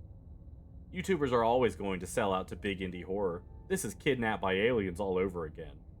Also, lol, doughy white things and now loud popping noises. This is definitely an ARG. Did you sell out to Pillsbury? Stop cyberbullying her, I'm going to call the mods. Locking this thread and giving everyone a 7-day ban. No cyberbullying and no self-promo. The thread ends. Ouch. I'm checking her search history. I checked Stella's search history. She hasn't visited any websites since Tuesday night. If she came home after last night's incident, she didn't touch her browser. Her search history is almost entirely work-related. A furious series of queries for various monsters and cryptids that might fit the profile of ditchlings. That's that. Okay, I think I've seen enough. Thank God. Good, get banned. I bet Sun was in those comments. Sun was Moth Stan. You know Sun was Moth Stan.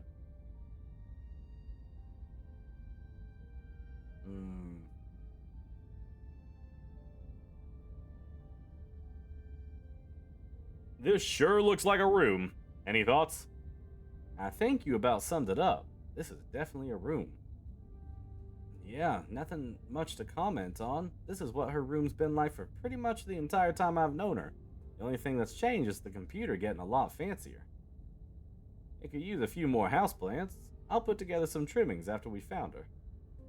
Aw, she does those corkboard with string things. She loves putting the strings on there. I don't think they actually mean anything. They're more for decoration anyway. Okay, I don't think we're gonna find much else here. Let's move on.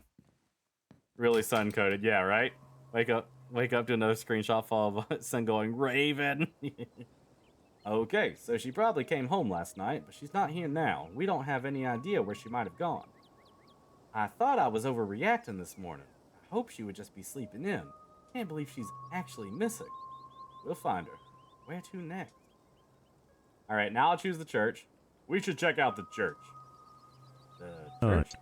Why? Nut! Thank you for the nut, Akira. I see what you're thinking. Stella was confronted with evidence of the afterlife, so she might try getting into all that religious stuff. Worth checking out. I think we'd be barking up the wrong tree, but I guess you're right. There's no point in not being thorough. I wouldn't mind stocking up on some holy water while we're there too. Seems like a good idea to cover all our bases at this point. I don't think Baptists do the holy water thing, but I'm sure Pastor Daniel would pretend to bless some water if it meant keeping us around a little longer. That's good enough for me. Let's not linger, though. I don't want him thinking we're possible converts. Oh, so I get a third one. I guess I don't get a fourth one. Kanika leads the way, taking us up the gradual slope towards the church. You know, I've lived here for a few days now, and I've never actually been to the church. That's probably for a good reason. Where is that weirdo? My! 4 visitors at once. On a Thursday? This is unprecedented. How are you gonna say that I look like him? How are you gonna say that we... God damn it, I'm looking at it now and like side by side,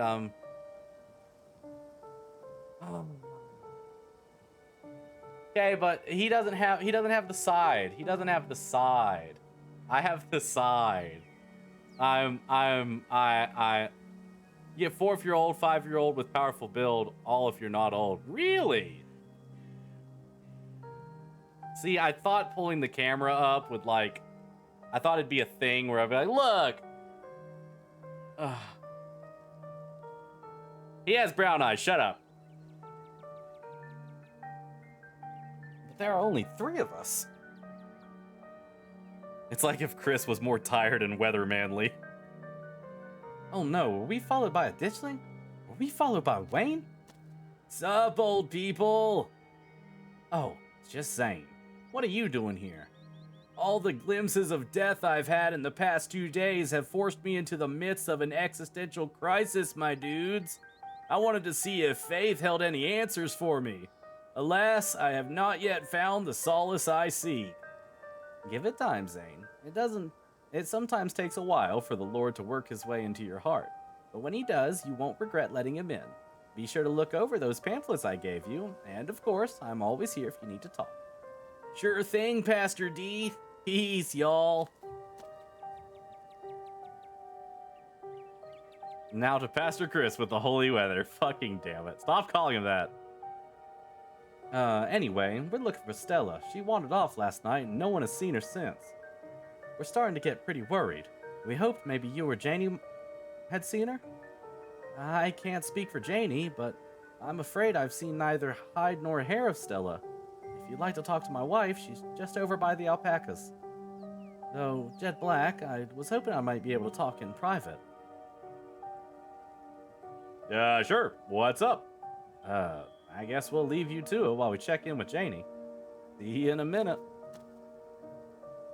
My friends head off towards Janie and the alpacas, leaving us alone with the nervous pastor. I'm so glad you decided to come up to visit me. So many young people these days seem to think they can solve all their problems on their own. Meanwhile, God is right there ready to help them. Only they'd let him into their hearts. The pastor's eyes dart back towards the alpacas. Okay, good. They're gone. You're new in town. What kind of impression did I make on you? Am I creepy?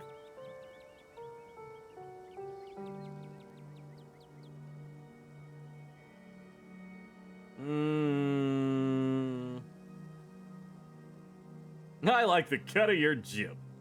I think I want to go with the street smart answer. This is like, Jett walks this line between professionalism and like personability, and I feel like this one is really the Pastor Chris of the Holy Butter. No, hold on. Fucking shush. Okay. There we go. Akira, we're gonna sit here in silence for a minute. You're gonna think about what you said, okay?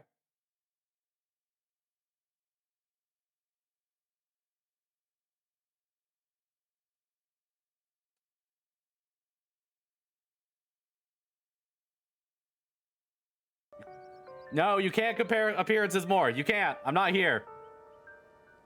Yeah, I'm gonna say the street smart. You care too much about what people think of you. If you want people to like you, you have to not care about whether they like you. That is so funny coming from Jett. That's a harsh truth you're slinging at me. It wasn't always like this, you know. Believe it or not, before I moved to Scarlet Hollow, I used to be pretty popular. Your best tired face? No, I refuse. No, I can't. Fuck, fine, hold on. Okay, hold on. He's like kind of talking with his eyes closed right now.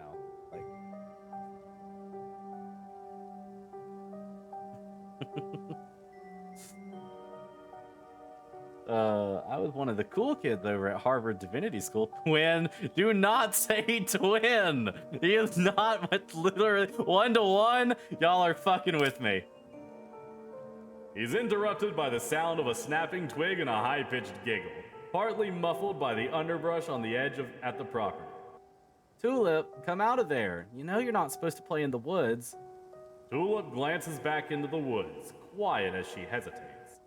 Tulip, are you going to be good, or are we going to skip story time tonight? I'll be good. You don't have to skip story time. I won't go into the woods, I promise. I know you won't, Tulip. Because you know it's too dangerous for little girls in there. Why don't you go help Mama with the alpacas? Just about time they got fed. You can give them hay. Tulip smiles broadly, seemingly excited by the prospect, and hurries off. We should have a Pastor Chris cosplay stream at some point. Comb your hair the same way and everything. We are not doing that for future chapters, Stella. I refuse. Get a button-up shirt. I guess a cross necklace, but you could do any gold. It'd have to be a cross necklace if I'm doing it. But then I'd have to shave. I refuse. Sorry, I had to have a firm parenting moment just then. He's been trying to run off into those woods a lot lately, and it's really dangerous, even for adults. There's this massive trash dump not too far past the trees, but it must be at least 50 years old, so it's all grown over and looks like part of the landscape. But if you accidentally walk on it, you might find yourself falling into a hip-deep mound of rusty cans and broken glass. I'm so excited for us to actually get to explore that. Tulip made up some imaginary friends and keeps telling us they want her to go out there. Like the word of some fictional creature she made up is going to convince us it's a good idea for her to play in somebody's old garbage. But she's 7. Of course she would get some funny little idea like that. I'd love to get the community to rally around a big cleanup. About time somebody got rid of all that junk. Oh, Tetanus Lake! Stella told me about it. Tetanus Lake? That's an accurate name. I wonder if Tulip would stay away if I started calling it that. Or if it would only make it sound more alluring.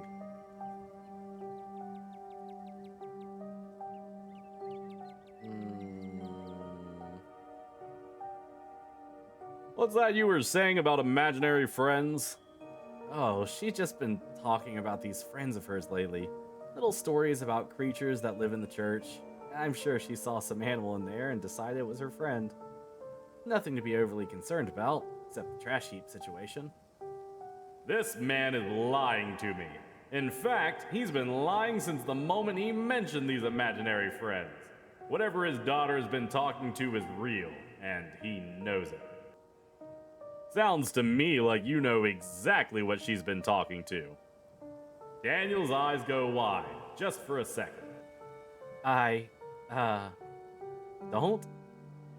He does. He obviously does. He hunches his shoulders, his voice suddenly quiet. There are rats in the church. Pastor Chris is a fucking liar. Stop calling him that. When I was a kid, my brother and I found an old dump site. We loved exploring it. God, that is such like a 90s, 80s thing. Like just like going out and just exploring places that you really shouldn't be. Only a little shave, it'll regrow. Ugh, fuck's sake. To the church was also pretty entertaining with that trait. I did not go to the church in episode 5, Color. I've not seen that. There, I said it. It's embarrassing. But she saw one at some point, and she can hear them scurrying around on the walls, and she's decided they're her little friends. Please, keep this between us. Don't tell Janie. I don't want her knowing the church is in such rough shape. Out of the corner of my eye, I see Kanika and Avery walking back to the two of us. They must have finished talking to Janie. Janie says she hasn't seen Stella either, so we better get going. Thanks for suggesting we head up there, Jet Black. We got to feed the alpacas. They were so cute and soft. It was awesome. And Janie says she'll come by the diner with cookies for the miners. And a few extra for me, of course. She's so nice. She's so nice, she even offered to bring me some since I'm feeling under the weather. Hope your talk with the pastor went well. Yeah, we had a great conversation. I appreciate you all stopping by, even if it wasn't under the best circumstances. I'll let you all be on your way. And I hope Stella turns up soon. I'll put in some good prayers with the big man for her. Alright, thanks. See ya. Pastor Kritz gets schooled. Oh my god, I might have to play that separately. Kanika and Avery start back down the path to town, and I follow.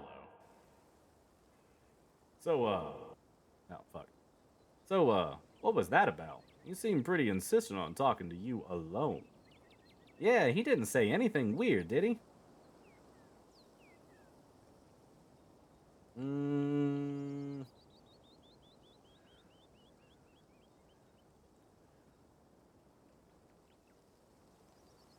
He wanted to know why everyone in town thinks he's creepy. He is creepy. Kinda sad, isn't it? I don't think he has a lot of friends. People do weird things all the time to try and fit in. Point taken, that doesn't mean he isn't creepy. Let's not get too distracted until we find Stella, though. Where to next? Ooh. Before I can suggest my next move, I start to feel woozy. Spots form at the edges of my vision. My legs suddenly feel unstable. My body sending me clear signals of exhaustion. Dingle, dangle, dingle, dingle, jingle, jangle. It's okay. Oh Look god. at the shiny. Don't. I swear to God. I swear to God. I swear to God. I swear.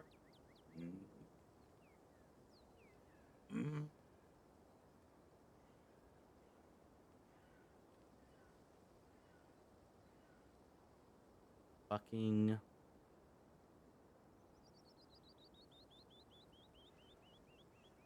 We do not look the same. We don't. For fuck's sake, we look so similar.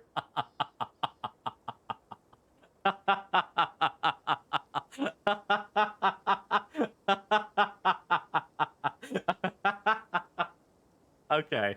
I can't even pretend. Look at the fucking similarities. God damn it. Oh, fuck. Oh, okay. And then it passes.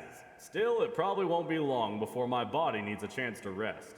I should plan my next move wisely. All right, chat. Where are we going? I will say the only one that I'm not doing is the cops. We can go to the diner or we can go to the mines. He's just flipped the other way. Yeah. Oh, fucking hell. Mines. Okay, we got one for mines. Una for mines. Let me get a drink of water to refresh my throat while you guys decide.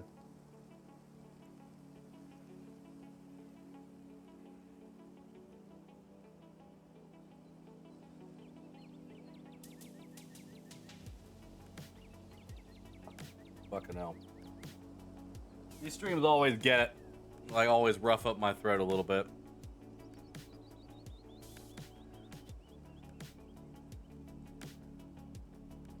The twin reaction. I think if you go to the diner, Avery leaves the group. Oh, really? Okay, you know what? Fuck it. We'll just do the mines then. Nah, it's fine. It's fine. We'll go to the mines. We should go to the mines. I guess there's a decent chance Stella went to find your cousin, since they're friends. Oh, it doesn't happen? That's fine. We're good. Color said mines anyway, so we'll go to the mines. You don't see it? Oh, come on. Two of them have such a dynamic, you know? Classic dog and cat situation. Come on, I'll drive us. I follow Kanika to her van. It isn't long before we find ourselves outside the Scarlet Mines. There's a small gathering of workers outside the entrance to the mines, picket signs in hand. Is this? Whoopsie daisy. Nope. Shush. Shush. That is not strike music. Is this a strike? They're striking? I'm unhappy with the treatment I am receiving as a worker in the Scarlet Mine. Better hours now or none at all. There was a whole group of them talking about it in the diner yesterday. Seems like the collapse is the last straw for some folks. Good for them, but I kind of thought there'd be more of them, you know? I hope it's not weird to talk to them while they're in the middle of all this. Don't worry, I know these guys. Most of them are in the diner at least a couple of days a week. They'll be chill. Will they be chill talking to Tabitha's cousin, though? Well, if it isn't the boss's cousin.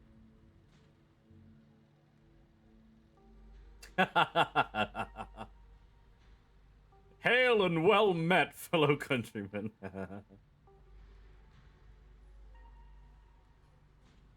This is kind of a Jett response. He just kind of like word vomits about shit that happens. You find Avery in the diner there if they weren't in the group. Oh, gotcha. I'm back. I was plotting. No problem. Have you noticed I'm old now? I exorcised a ghost from the library last night at great personal cost. I guess you look a little different. You look like any old Scarlet to me.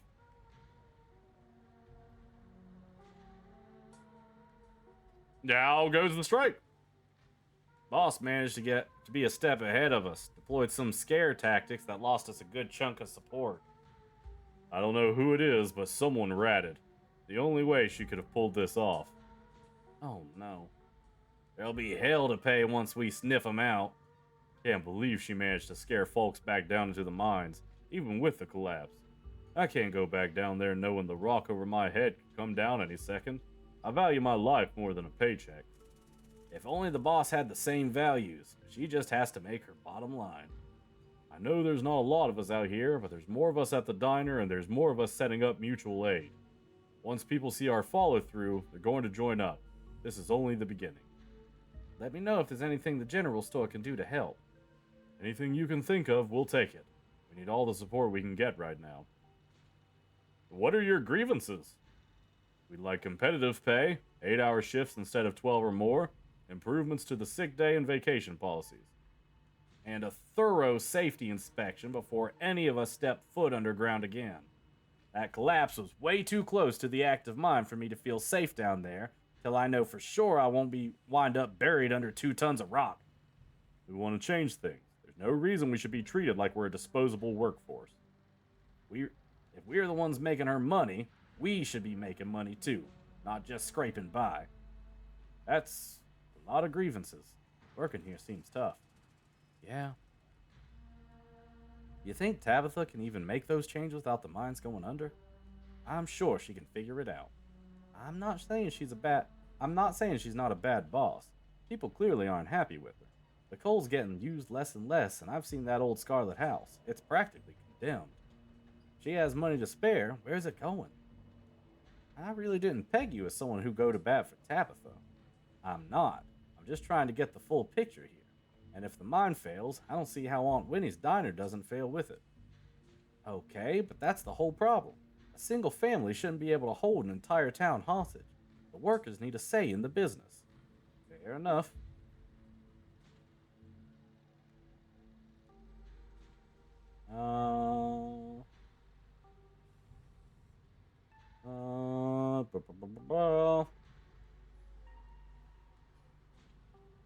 Ooh. I'm torn between I need to talk to my cousin, I'd be happy to pass along your demands, and isn't this a bit of an escalation? Did you try talking to her first? I think Jett would be more on the I'd be happy to pass along your demands. He'd walk the line a bit. That's it? Look, I need to talk to my cousin. I'd be happy to pass along your demands. Sure, if you think you can get her to come to the table, it could make a real difference. Make sure you leave the actual demands to us. Have any of you seen Stella? She's missing. The YouTuber? She's the one on all the banned from property posters, right? We haven't seen her. We've been out here all day, so we know if she come by. Oh no, this isn't looking good. It's okay. Just because she hasn't been seen today doesn't mean something bad happened to her. We'll make sure to keep an eye out. Okay, if I'm helping y'all out here, do you mind if I go talk to my cousin? Sure, go for it. I don't care if they're okay with you going in. I'm still not crossing a picket line. Besides, I don't think Tabitha would be too happy to see me. I'll just wait by the van while you go talk to her. Same. Everyone who works here is a regular at the diner. I don't want to make things weird. You on the other side. The industrial noises of the Scarlet mine are only a little quieter than they were 2 days ago. The trailer that serves as Tabitha's office looms above you on the hill. Or above me on the hill. Not you, it looms above me. I walk up to Tabitha's trailer and knock on the door. I wait for a moment. No response. I knock again. Oh, for the love of... The door swings open.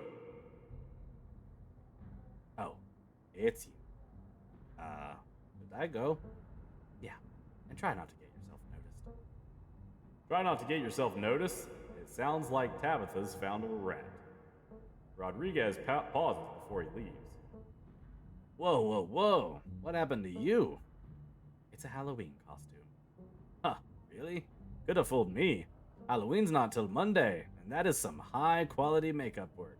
Oh, shit, we have a precise date that this is. I don't remember if we had that. It's a Halloween costume. Don't make me repeat myself.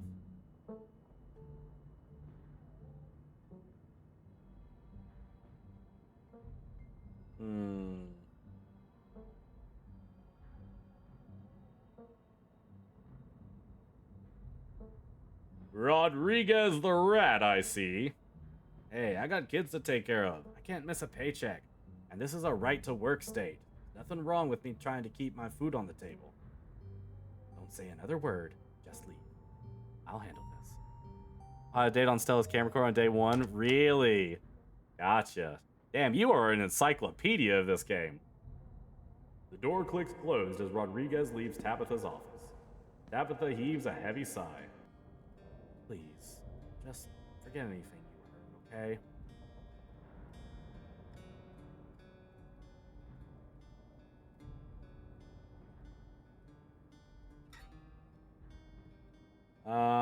gonna do this one. I think he is gonna pass it along. I love by the way, the fucking jar of peanut butter. I talked to some of the miners outside. Their demands aren't too bad. They just want 8-hour shifts, better pay, and some time off. Oh, and they want a safety inspection. Oh my god. Contrary to what people would have you believe, I'm not a monster. The last MSHA inspection was like a month ago, and it didn't find any issues. The Shaw mine isn't connected to the active mine either. Everything's fine.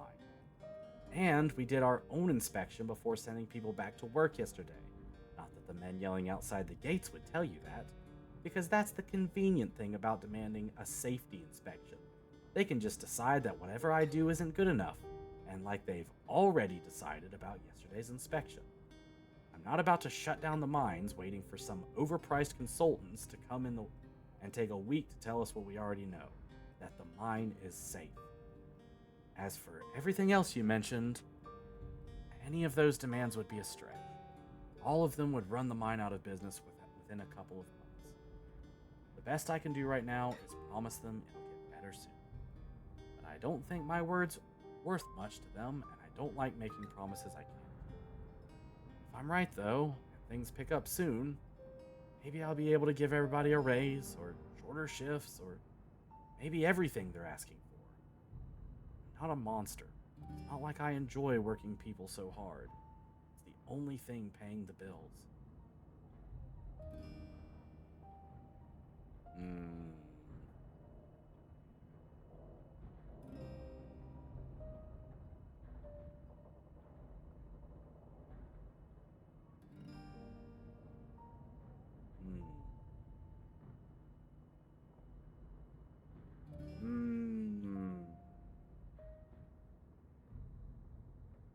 Some people have played multiple times this.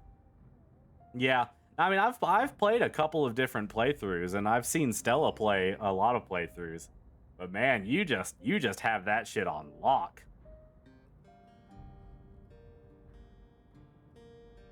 I kind of want to do the keen eye option, but also saying I get it, you can at least hear them out, because I think Jett would be supportive of Tabitha and their family business. He understands that Tabitha is just trying to make the business work. You know, that's kind of how Jett is. Yeah. Okay. Look, I get it. You can at least hear them out. If I hear them out, but I can't deliver anything they want, then we're right back to where we started. So, maybe I can get them to back down for a bit. Who knows? I suppose it's worth a shot. You didn't come here to talk about my meeting. Why are you here? Don't get me wrong, it's nice to see a friendly face, but you shouldn't be up here. This is my battle to fight. Stella is still missing. We've been looking all over town for her and don't have any leads. Tabitha groans with anxiety. Oh, you don't think Wayne...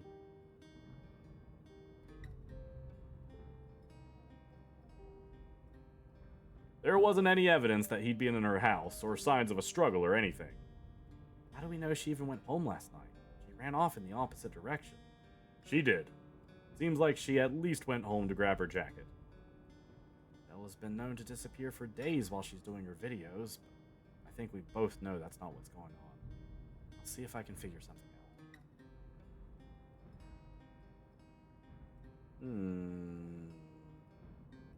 I wanted to be best friend Tabitha. You have time to hang out later? I miss you. You do? You're not joking? So much on my plate right now. But I'll see you tonight. Maybe we can have some ice cream. Look at that smile! Look at the smile! Yeah! Sorry. Maybe we can have some ice cream or something. If you want to spend time together, I mean. Tabitha's phone buzzes. I'd better get back to work. Stay safe out there, Jett Black. Good luck with that one. Call me if you run into more trouble. But please don't go looking for any today, okay? I don't need you going missing too. Have to go, but it was nice to watch Scarlet Hollow and chat with everyone. No problem, Miss Cedar. Thank you so much for being here, for how you were in the VOD. We'll always be there with the rest of the chapter, and you will want to watch this one. It is a doozy. We leave the office, closing the door behind us. I find Kanika and Avery waiting for me outside. Don't look like you found any new leads. Feels like we've done our due diligence here. Come on, I'll drive us back to town and we can figure out our next move from there. Where to next? As I consider my next move, my vision blurs again, but this time it persists. The weakness in my knees returns, my ears fill with static, and I can feel myself sway, unable to control my body. It seems the toll of the pact I made last night is finally catching up with me. Whoa, you don't look too good. My body crumples to the ground. Oh shit. The general store's just around the corner. Let's get you inside. The bells of the general store jingle welcomingly as my companions drag me across the threshold.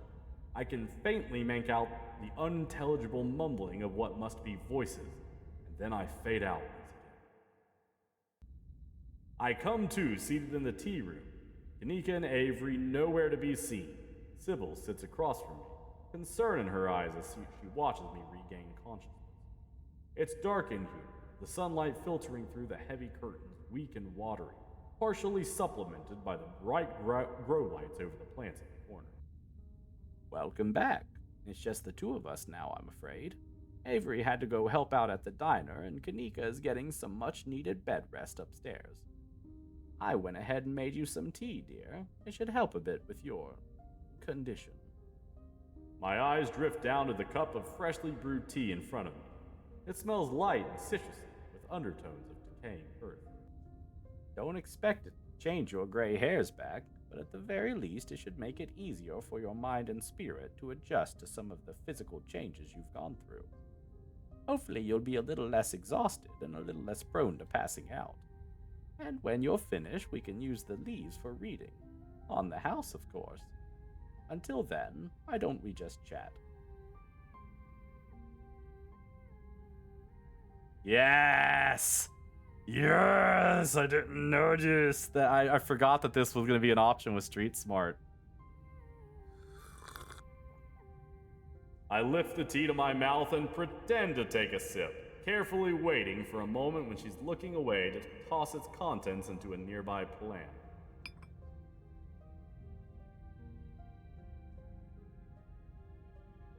So how did you wind up in Scarlet Hollow? Oh, my family's been in these hills for a long time. That's how I know so much of the local flora. Everything I've learned was handed down from generations of hill folk. There hasn't always been a reliable doctor up here, especially not one most folks could afford. They have to figure out their own medicine. And here's my opening. Dump that tea. I take advantage of Sybil's broken attention to quickly... Spill the tea, no thank you, I got an achievement. I take advantage of Sybil's broken attention to quickly dump my tea into one of the pots behind me. The other day, you promised to tell me, what was it, unsavory tales of my mom's youth? I most certainly did, though I might have been exaggerating a bit for dramatic effect. I'm prone to do that. In a town this size, you get to know everybody, no matter what the age difference might be. Vivian was a little younger than me, which meant I always had a certain older sister instinct about her. Her family wasn't good to her.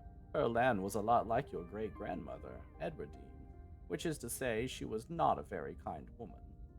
Similar to Tabitha, but with more social grace and considerably more hatred for her fellow man. But your mother wasn't a shrinking violet either.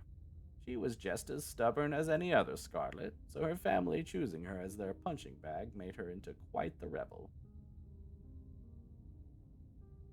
Why were Pearl Ann and my mom raised by Edwardine? What happened to their mother? Their entry into this world was violent, I'm afraid. Their mother was young, too young to be pregnant, especially with twins. She didn't survive the labor. What do you know about my grandma? I'm afraid there isn't much I can tell you. I think there were two in that generation. The youngest died when the girls were still children. Edwardine never spoke about them, nor did your mother. I feel like I know a lot about the women in my family, but what about the men? Did they even exist? Her theme is great. I suppose they just haven't been very noteworthy since Edwardine took over the mines. Her husband died a long time ago, and to be quite honest, I can't even recall his name. Might have been Stuart or something just as forgettable. From what Vivian said, her father was some teenage fling that ended once your grandmother found out she was pregnant. I'm fairly certain it was similar for Vivian, though she was much older, and I believe she was the one who ended it. What with skipping town and all. What happened when my mom found out she was pregnant? She came to me for advice. She was distraught. It was like she'd been handed a death sentence. Maybe it was fear from what had happened to her own mother. Maybe it was something else. But she seemed convinced she was in danger. Tabitha had already been born by then, of course, but she was born in wedlock, so I assume your mother's worries had something to do with religion.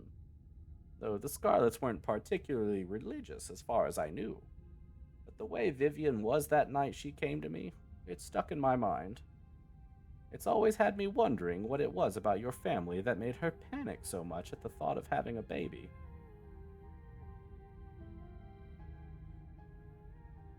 What's with all this mystery and ritual? If you have something to tell me, just come out and say it. I'll need your tea leaves first. I have pieces of the puzzle, but the tea leaves should help to give me the full picture. All done. Oh, good. Glad you found the tea palatable enough to drink. It should do you some good. It's one of my more medicinal blends. Now, on to business. Sybil takes the cup from me, staring thoughtfully down at the sludge. Oh dear, this doesn't bode well. You've got just about every warning that can fit in the bottom of a cup. Cross, kettle, hourglass. All of these mean death, misery, difficulty, and the hourglass ties it all together with definite urgency. It's fair to assume that this all has to do with whatever brought the ditchlings. Something is coming, and whether any of us can stop it, I'm not sure, but we may at the very least be able to figure out what it is. And there's a central figure here. Cat. An enemy lurking in plain sight. Ooh! Ooh! Ooh, I can just call her out? I can just call her out? Bruh, Kira said he wouldn't love you anymore if he was a serial killer? Dump that man.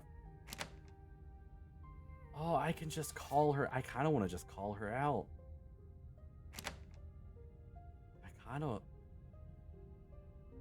Okay, I'm not going to go with this option.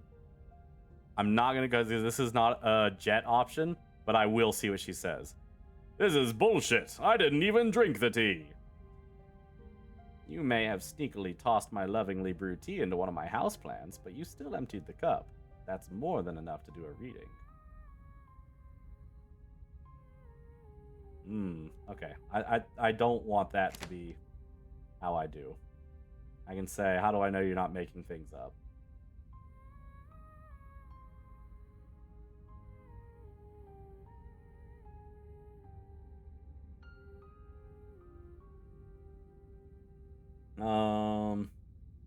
Because he just wouldn't be that confrontational about it.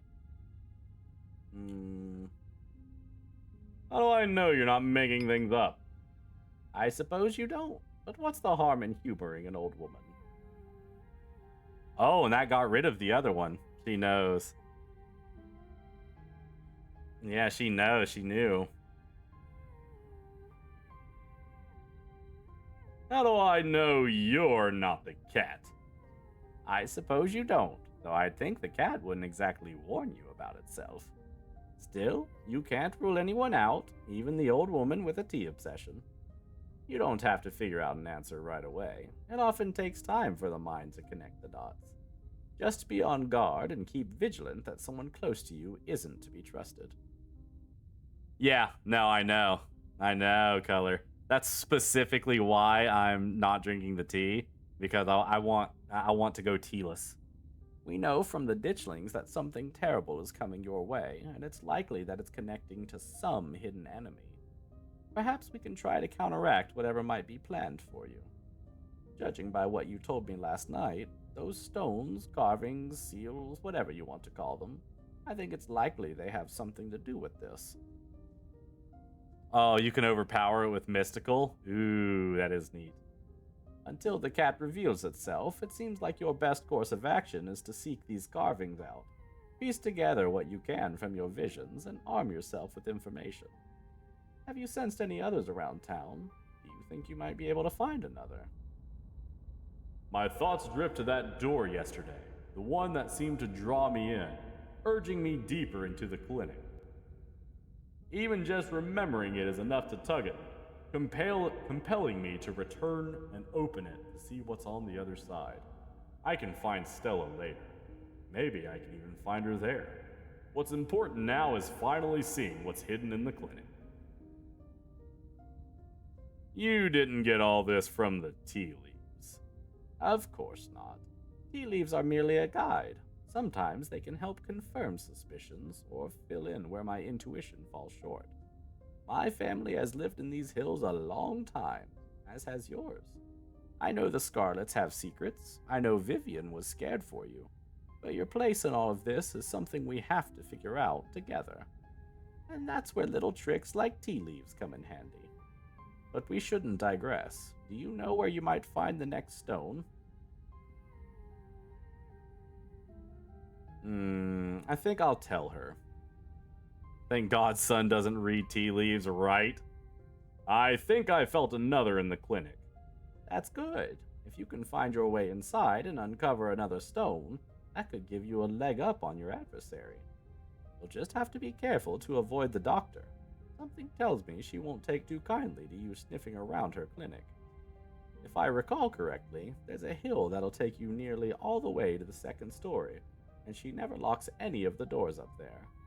Just in case that's helpful information. I think that's all the help I can offer.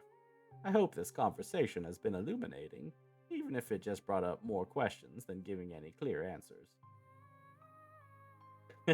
Ha! You dummy! I never drank the tea! Magic is fake! That's such a funny path.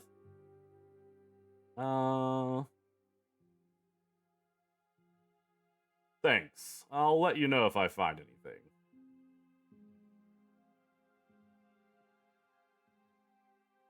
That is cool, Kanapao. I love how intricate the interactions of this game are. It's so underrated. Glad to hear it. I hope all goes well, and I wish you luck. Hopefully you won't need it. Thank you again for humoring an old lady and stopping by for a chat. With a small grunt of effort, Sybil gets up from the table, and I'm escorted back to the door. And remember, be careful who you put your trust in. According to your tea, the cat is getting ready to pounce, and merely being ready for it might not be enough. Sybil closes the door to the tea room, and the bells of its door strangely flatten the stale air of the nearby empty general store. I'm not going anywhere before checking in on Kanika. I make my way upstairs. I knock on Kanika's door. Mom, I really don't need any more tea. I think I'm just gonna lie down for a while.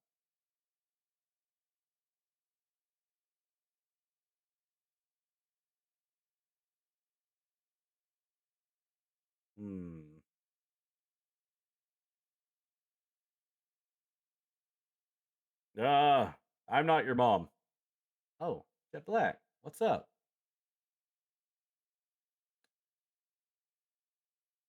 Can I come in? Sorry, Jet Black. My mom was right. I'm exhausted. I probably shouldn't push it, or I'll wind up worse off tomorrow. It looks like I'm on my own.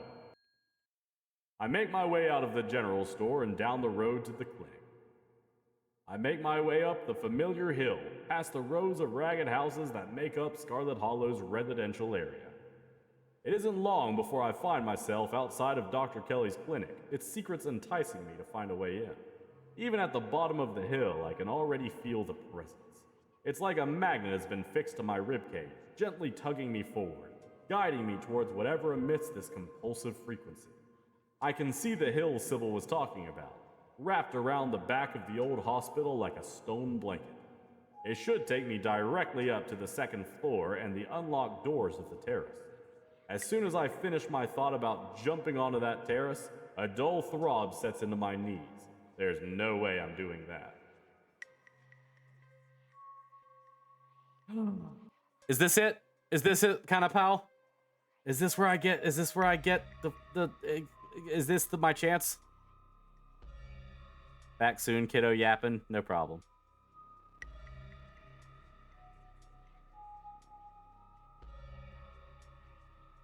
Yay! I've aged at least a decade in the past day. That's gotta be a medical anomaly, right? Maybe I can see if Dr. Kelly can give me a checkout while I figure out a way to explore the rest of the clinic. I open the door of the clinic. It creaks loudly on its hinges. The interior feels surprisingly modern compared to its exterior, though I can still glimpse the ornate bones of the building peeking through in the decorative molding and overly complicated banisters lining the stairway.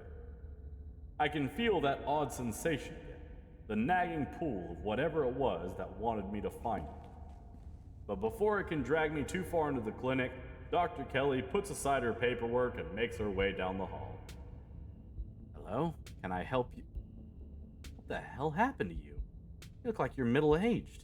You didn't look middle-aged last night. Ghost made me old. There it is. There it is.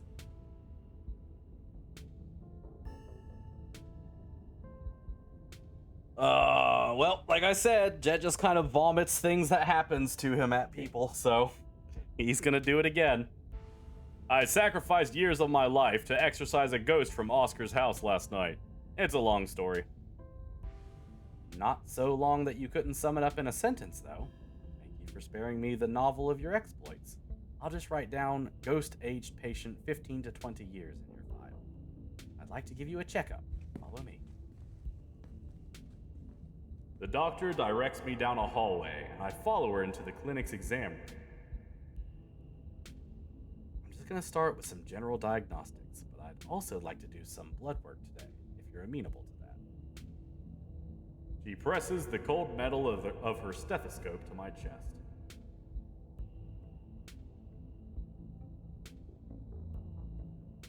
Will I have to pay for this? How much longer do I have left?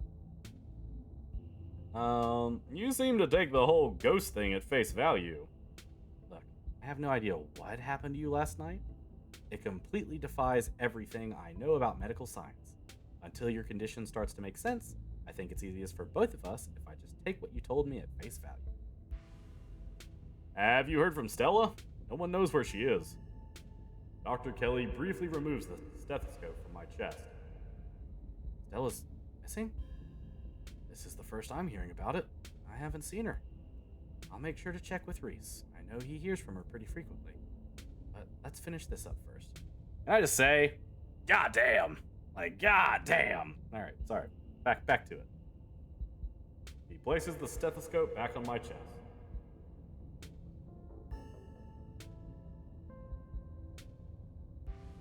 I think I'm just gonna let the doctor work. I quietly let Dr. Kelly work. Have you always had a heart murmur? No doctor has ever said I have a heart. Before I can answer, she attaches a blood pressure cuff to my arm, inflating it with a few quick pumps of the bulb. The ends of my fingers tingle numbly as the cuff constricts.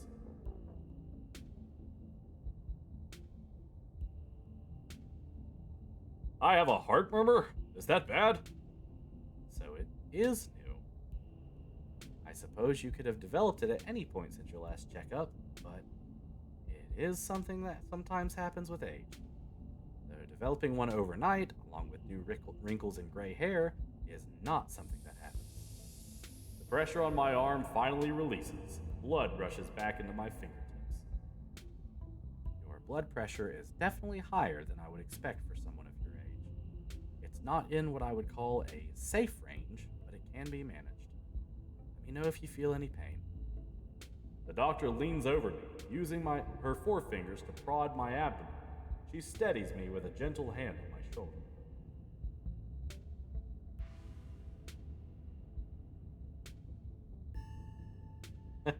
How are my abs looking? Not bad, right?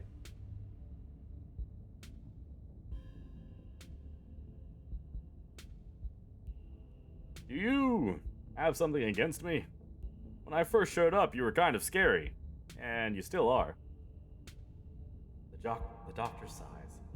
And I feel like... Oh, shit. The doctor sighs, and I feel like the jabs to my torso get a little softer. Yeah, people tell me that. I'm a brusque person. It's just part of who I am. I don't mean to come off as rude. Plus, Stella and Kanika showing up with you in tow put me on edge. I was planning on 2 dinner guests who I've known since they were little kids. In my defense, I'm just being protective. Reese's health is at a difficult point, and probably will be for the rest of his life. It means I have to be more strict than I'd like. But I'm sorry I left that impact the way I've spoken to you. I'll try to be more thoughtful. Aw, she's so nice. This is how Jett thinks that Kiki would would respond if he talked about it as a problem.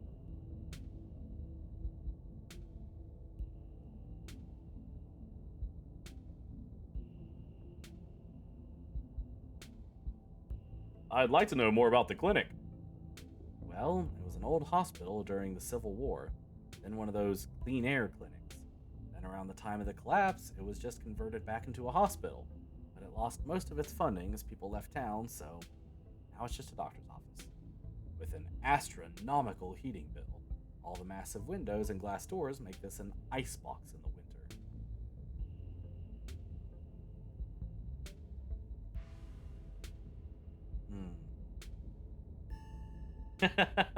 That's so a Jett response.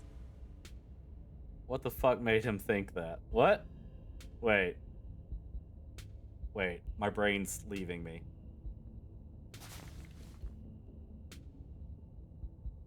Huh?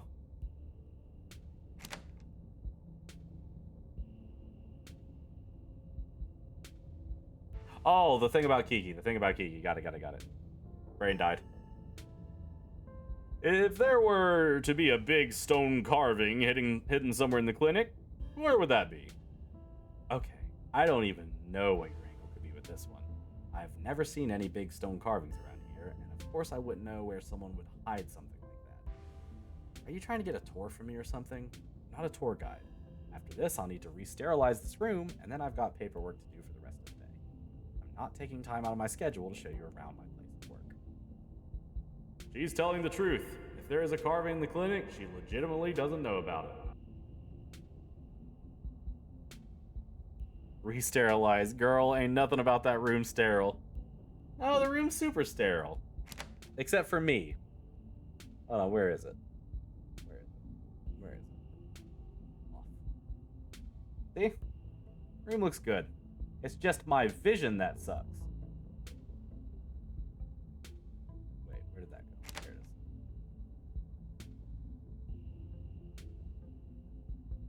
is. What happened here after the Shaw mine collapsed? I suppose the only thing I know that the average resident of the Holler might not is that the collapse was the reason this was converted into a proper hospital. The wounded were brought here, where there were beds and medical supplies, and that pushed out the last dregs of the clean air kooks. Nobody thought the air around here was that clean after a coal mine collapse filled it with ash, and the theory was already on its way out at that point. Sounds like it'd be a ghost city. Never seen any? No. And neither has Reese, so don't try to weasel your way into seeing him again under the guise of asking him if he's seen any dead soldiers or miners or whatever. Welcome back. Disinfect would be better. I'm saying medical tech terminology. Sterile and disinfect are different things. That's eyeballs out back and rinse them off.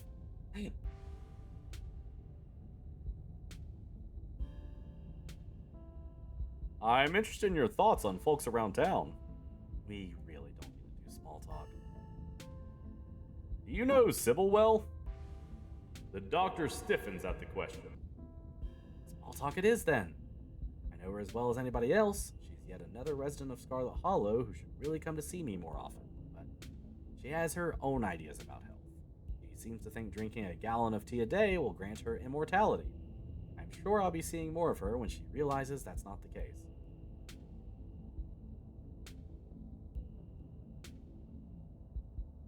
Oh, will this hurt my relationship with her? I wanna see it.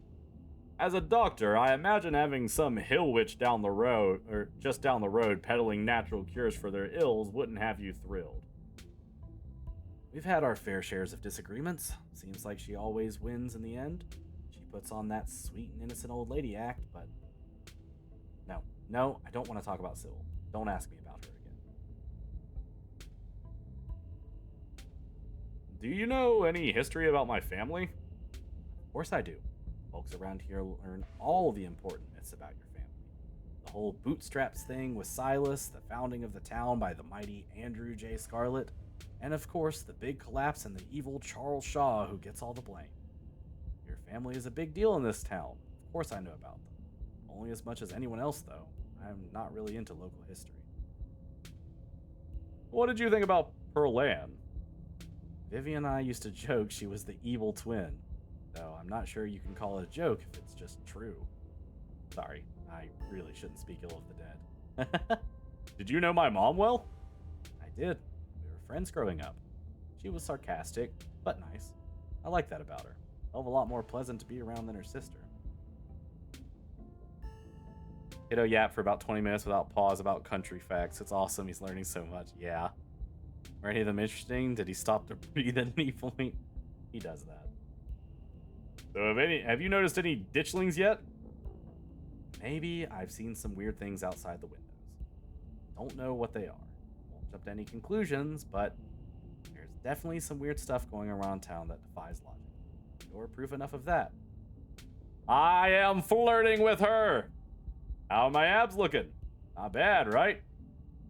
I can't say I noticed. I'm not just pal-patting you for fun. This is my job, and I take it seriously. I'd like to check out your lungs. Can you breathe into this for me? Make sure you keep a tight seal on it. I place the mouthpiece against my lips. Now blow out hard, and keep going until you're out of air, okay? I do my best. I can tell it's a pitiful attempt. Okay. Yeah, that's what I'd expect, given everything else. Again, I don't have data from before, but judging by your age and what I'm able to tell from a quick once-over, it's looking like you're the equivalent of 15, 20 years older, and not a good 15 or 20 years. But let's see what your blood work has to say about that. He goes to the drawer and retrieves a needle. Are you gonna feed my blood to your vampire son?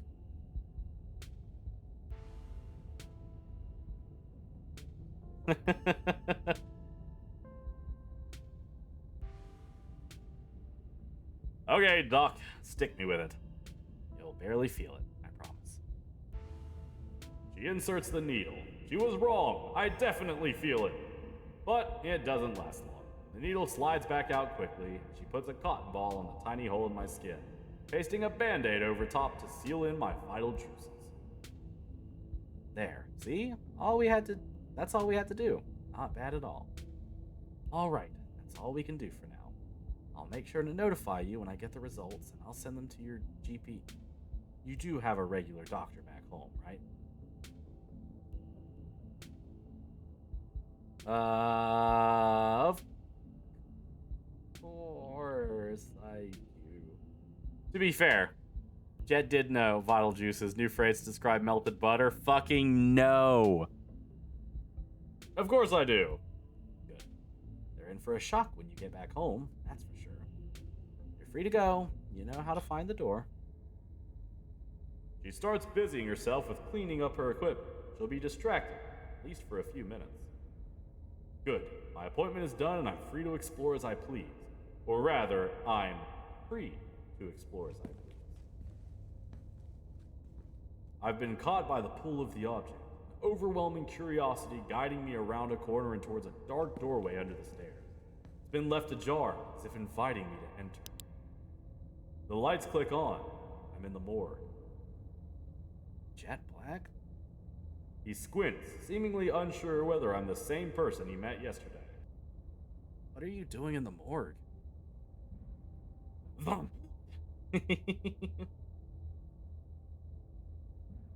Am I interrupting something? No.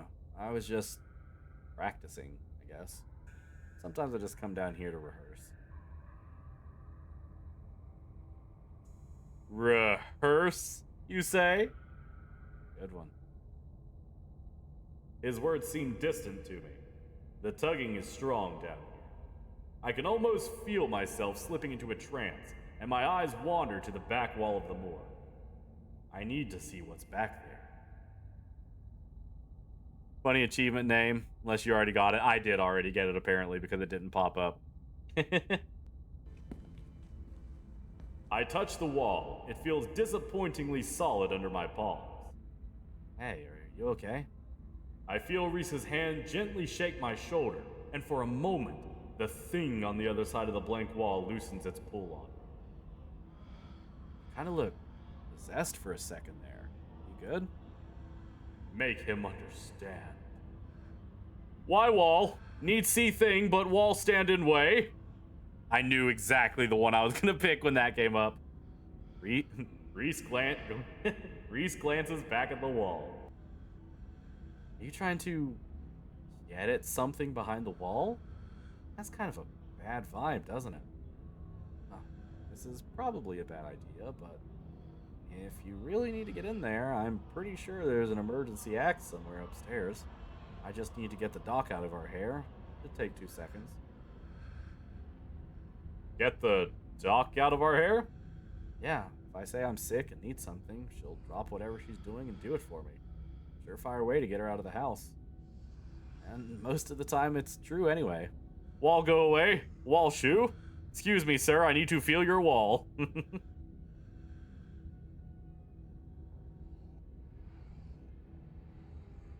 Use what you got to get what you need. No shame in that. Exactly.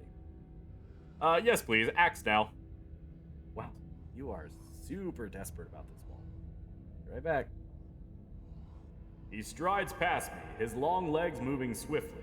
He seems excited, his usual dour demeanor replaced with an uncharacteristic pep when faced with the prospect of sneaking around and tearing down walls. You can make a joke? Do it. Do it. Make the joke.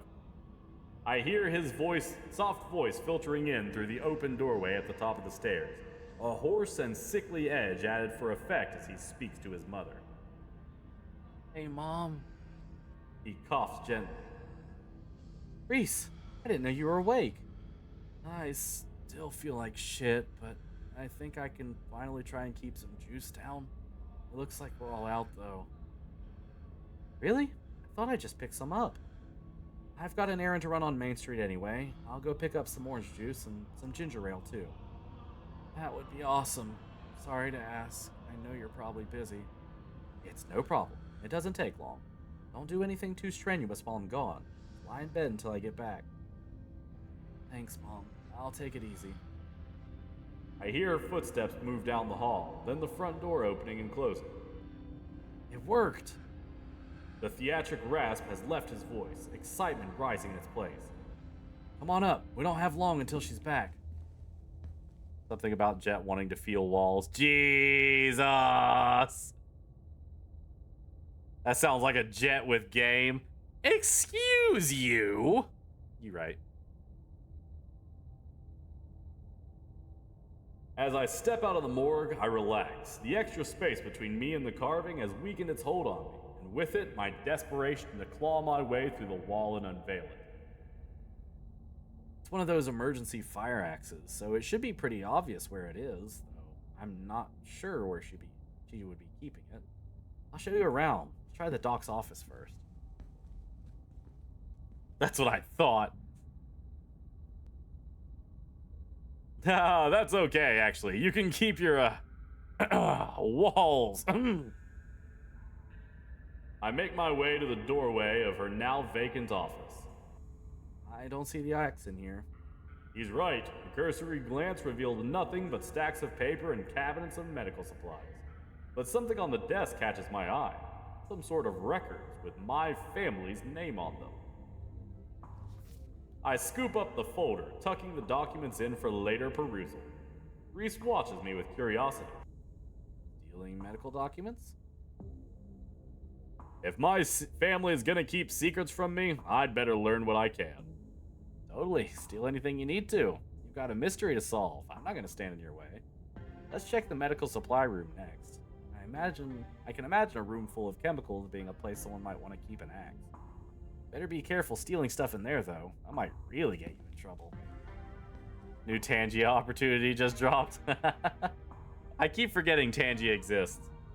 I turn around and leave the office. It's time to move on. Come on, let's keep looking. There it is. Looks like it needs a key, though. Better not break the glass. I'd rather explain why I had to steal the axe after we've had a chance to use it. Must be a key in here somewhere. Reese stops to listen to something. I can hear it too, but ever so faintly. Sound of footsteps just outside the clinic. Shit, she's back already. I hear the front door to the clinic open and close, the creak of its antique hinges echoing down the hallway. Footsteps start down the hall. She's headed this way. Quick. Oh, fuck. She's headed this way. Quick, we gotta hide. I'm not supposed to be in here. He opens the closet door and hurriedly motions me inside. I slip past him, scrunching into the small space as best I can.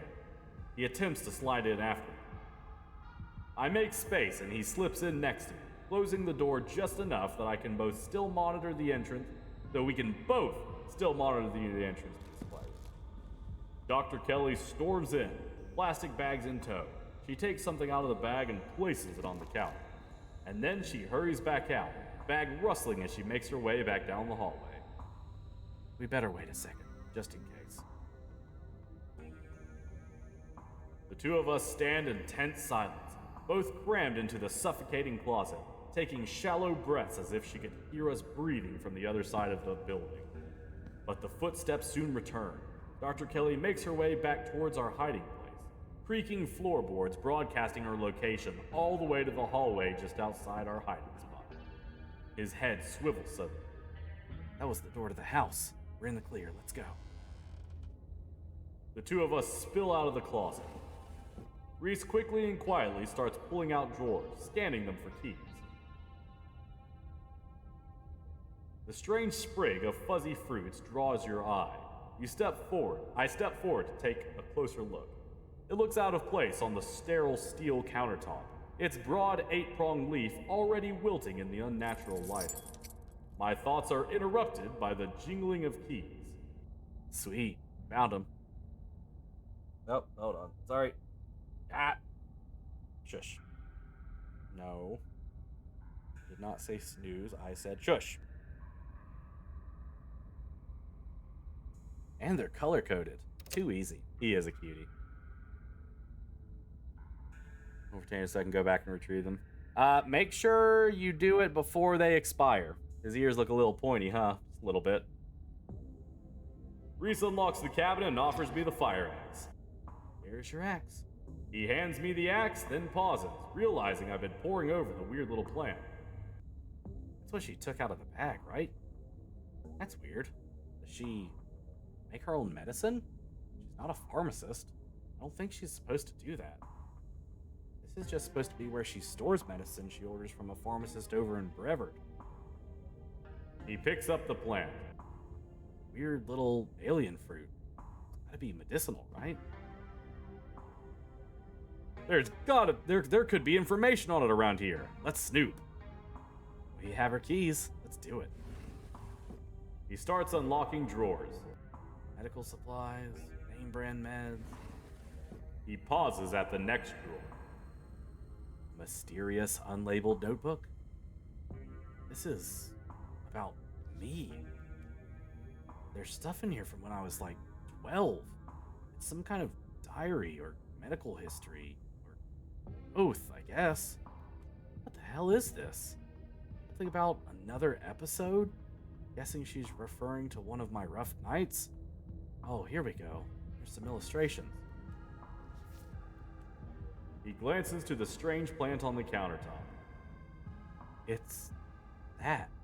She uses that to make my medicine. Extract by boiling berries. Great. She doesn't say what the berries are or what she's extracting. Leaving out the names? Real suspicious. Sounds like something someone would do if they didn't want much of a paper trail. But why would... Reese and I jerk our heads to the sound of an opening door. The doctor is in. Shit, that was the door from the house. We've got to run.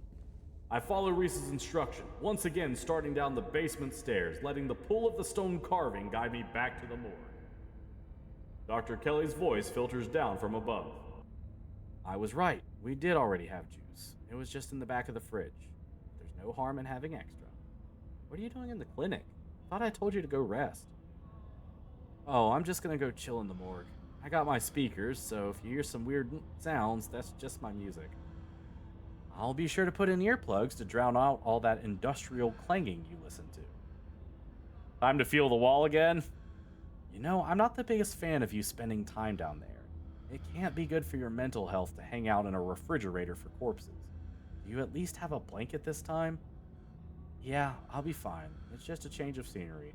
My room feels too claustrophobic right now. Okay, I'll let you know when it's time for dinner. I hear the door close and the sound of Reese descending the stairs to join me in the fluorescent lit room below. Hey. Wall! Wall! Wall! I'd like to do the honors if you don't mind. I've got some confused and angry feelings I'd like to express. Reese takes the axe from me and approaches the wall. Reese manages to cut through the wall with very little effort, unexpected from someone with his frame and condition, but I know his stringy muscles are backed by a mounting fury at what's been done to him. That goes a long way. He staggers back from the massive hole in the wall and admires his work. Oh, that stance. Raven's a Reese fucker. Bro's literally a corpse, bro. Let him live his life. Holy shit. The splintered edge frames a dark passage, seemingly cut deep into the side of the cliff, cold seeping from a forgotten place into the already frigid morgue. Reese coughs as he takes a better look at what lies beyond the wound in the wall. There's a whole hallway back there. Thick, stale air leaks from the hole, filling the morgue with an earthy mildew smell, like the room is slowly filling with dirt. Maybe I just wanted the walls to gape, bro. You don't know. Sometimes we have thoughts that should remain inside thoughts. And with the stink of the grave-like room beyond comes an even stronger compulsion. I step forward. And I climb into the hole. This is wild. I had no idea any of this was here. An entire hospital wing, rotting away for decades behind some flimsy drywall. His voice sounds distant. My sole focus is finding it. My feet move without prompting, and I stumble down the hallway towards the far wall, barely registering the antique clutter as I stagger past it. Whoa, are you okay? I don't respond. I don't bother to retrieve the axe. The wall is rotten, water damage having eaten away at the wood over the course of unknowable years, the planks nearly reduced to sawdust. I tear into it.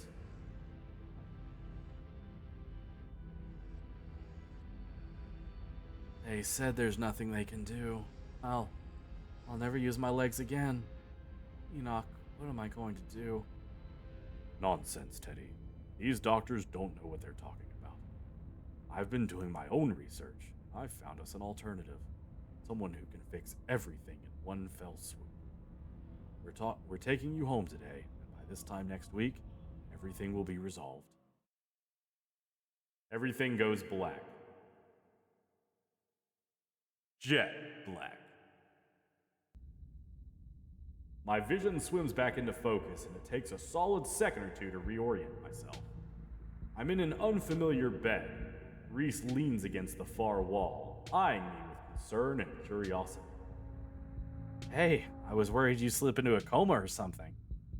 You tore down a wall like a wild animal, found some weird carving, and collapsed. I think you might have had some kind of seizure. You okay? How did I get here? I carried you. But you have a delicate constitution. What? Wasn't super far or anything. Just picked you up and carried you. Might be sick a lot, but that doesn't mean I'm made of paper.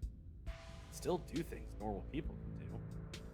I'm sure I'll pay for it later, but I didn't want you to have to wake up in that musty hallway or the morgue.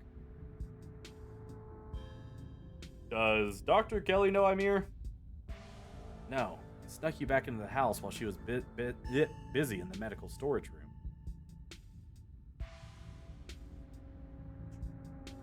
I still have those documents I swiped, right?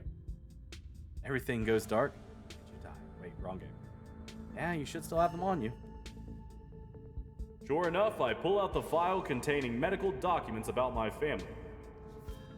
Berlin's death certificate. Cause of death, sleep apnea. Discovered by her daughter, Tabitha Chrysanthemum Scarlet. No autopsy performed. Her middle name is Chrysanthemum. Isn't that cute? Edwardine Scarlet. Born April 9th, 1913. Died February 12th, 2003. Aged 89. Cause of death, heart failure. Signed by her granddaughter, Pearl Ann Scarlet. Pretty normal. Almost made it to 90. Died of normal old person illness. Enoch Scarlet. Born September 9, 1887. Died August 20, 1957. Age 69. Nice. Cause of death, fall from cliff. This one has a coroner's report attached. Organs sustained impact injury. Lacerations to the neck and body consistent with fall from great height. I quickly flip through a few of the other Scarlets whose names aren't quite as familiar. Theodore Scarlet, born May 14, 1890, died 1918. Age 28. Cause of death, crushed in mine collapse. Body not recovered. Signed by his brother, Enoch Scarlet. Joseph Scarlet, born April 1914. Died June 7, 1944. Louis Scarlet, born August 1920. Died June 6, 1944. Both killed at Normandy in the line of duty. These must have been Edwardine's brothers. Certificate of fetal death, infant boy, Andrew Charles Scarlet. Delivered April 3, 1945. Stillborn. Mother, Edwardine Scarlet. Cause of death, complications during birth. No doctor present. Home burial. There was no doctor present at the birth and a home burial. There's some information missing there. Alexandra Scarlet, born December 12, 1947, died August 20th, 1957. Age 9. Missing, presumed dead. Signed by Mother Edwardine Scarlet. Alexandra, the owner of the dog, so she went missing. Mary Bell Scarlet, born September 3rd, 1946, died October 30th, 1963, age 17. Cause of death, complications during childbirth. Signed by her mother, Edwardine Scarlet. I had a vision. Like a hallucination? I have those sometimes too. Used to have them a lot of the team. Always just weird little things, like my hands would look wrong or my neck would seem too long or the room would feel smaller.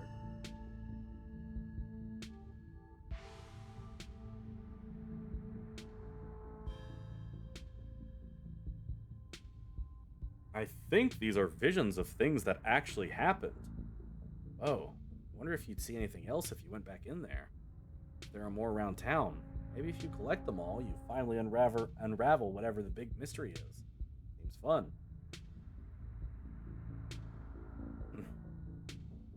So, what now? We might be stuck down here for a little bit. The doc is on the warpath up there. I refuse to take my medicine, and she's not happy about it. But after I read this, there's no way I was going to take anything she gave me. She's been poisoning me for years. I went ahead and blocked my door so she can't get down here. Now we just have to wait her out. Wait, what did you do, Raven? What did you do? Raven?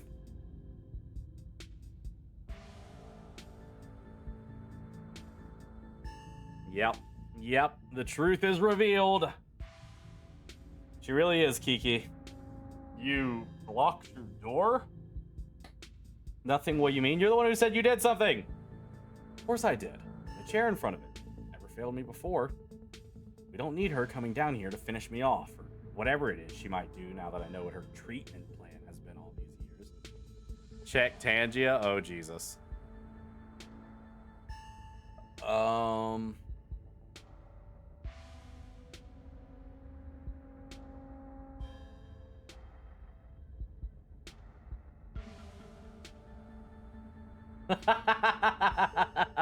So maybe I just wanted the walls to cape, bro. You don't know.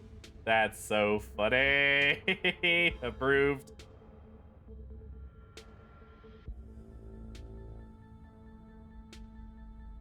So what was your plan with that, exactly? Maybe I was a little panicked when I found out what she'd been giving me.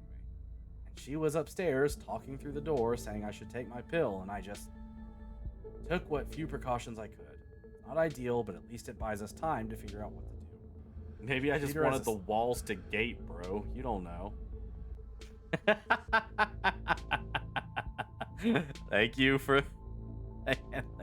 the 50 bits, Akira. That's fucking funny. Oh god. I am now understanding that I am going to be haunted by myself. It's funny when it happens to Milton, but it's really surreal when it happens to me. We should treat her as a serious threat. This might sound strange, but I think she's gone to some desperate lengths in the past. There are these weird memories I have. I always assumed they were just dreams or hallucinations, but now I'm not so sure. I think she's used tranquilizers on me. Other times that I've gotten too unruly for her. I don't know how much of those memories I can trust, but I'm starting to think I should believe my instincts when it comes to the lengths she's willing to go to keep me under her control. We'll wait until she's asleep, then we can at least get out of the basement. We can figure out what to do from there. But why would your mom poison you? I don't know. But it's all in here. She never outright says that's what she's doing. And the recipe she came up with to deal with my flare-ups, whatever she thinks those are, involves that weird plant that was on the counter. I managed to look up the plant she's been using to make my medicine, and the internet says it's castor bean. It's used to make ricin, a super deadly poison that causes some of my exact symptoms. Thing is, I can't figure out the thing I can't figure out is whether she's been trying to kill me slowly or if she just likes keeping me sick enough to be dependent on her. In the Twitch chat trying to figure out what I did. I cleared all of my notifications in the Discord. Either way, I don't think I ever had an illness. I think the illness was me growing up and becoming less easy to control. She sure found a cure for that. Ricin is really bad. How are you not dead? I don't know. Maybe it's low enough doses. Maybe I developed tolerance. But I think the fact that I feel more and more alive by the minute is enough proof that she was keeping me sick. I don't even need solid evidence.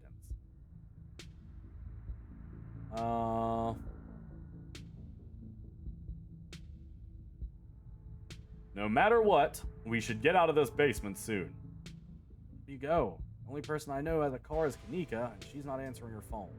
I don't know anyone else. I don't have any other families to go to. I never even finished high school. When I get out of this house, I don't know how I can make sure I don't wind up right back down here.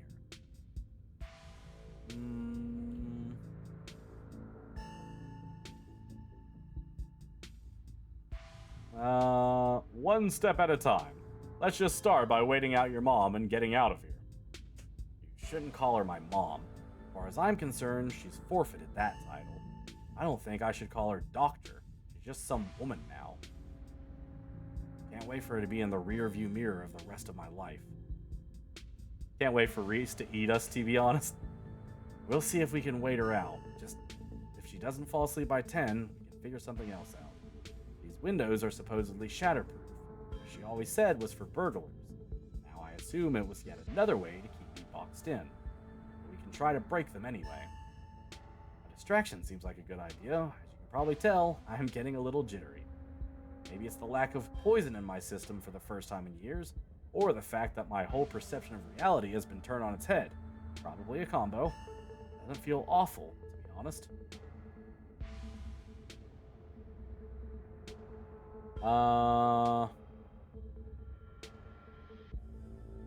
I believe you owe me a showing of Shinochi Deathblood? I believe I do. Reese gets... Oh, shit. Reese gets the movie set up and joins me on the bed. Let me know if it gets to be too much for you. I'm not a great judge of how other people will react to this sort of thing I watch, but I definitely don't want you to feel uncomfortable. This is a slow burn of a movie, but the dread it's managing to build is palpable in the room. Or maybe that's just how it feels down here all the time. What with the grisly painting, lack of lighting, cinder block walls, and, of course, the fact that the woman currently lurking upstairs had been poisoning her son since his teens. Oh yeah, we're not choosing that one. Right. I've seen a couple of this director's other films, and they're all interesting, though this is probably the best introduction to his work. The way it jump cuts to seemingly unrelated TV show recordings that then wind up tying back into the narrative adds a level of realism and depth to the world that I find really engrossing.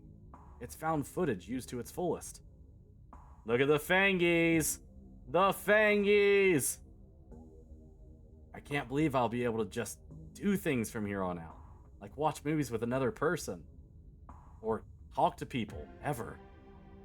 I can hear the difference in energy now that Reese hasn't been on his daily dose of poison. He's uncharacteristically chatty, clearly not used to talking to another person, let alone when he's had the energy to carry on a long conversation.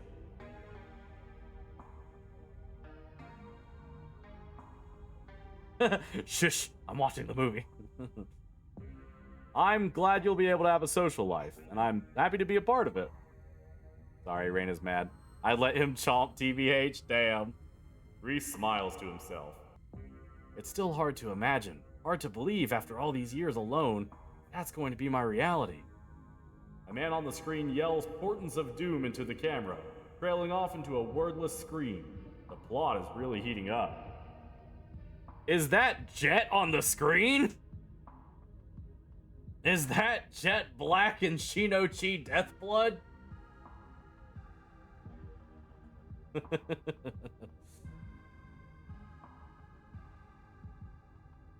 I love that there are all these distinct sort of vignettes, little pockets of horror that affect a small number of people, and only once you start to see how they fit together can you realize some fundamental horror about the universe. You held his hand in yours? Oh my god. Hold his hand, what are we doing?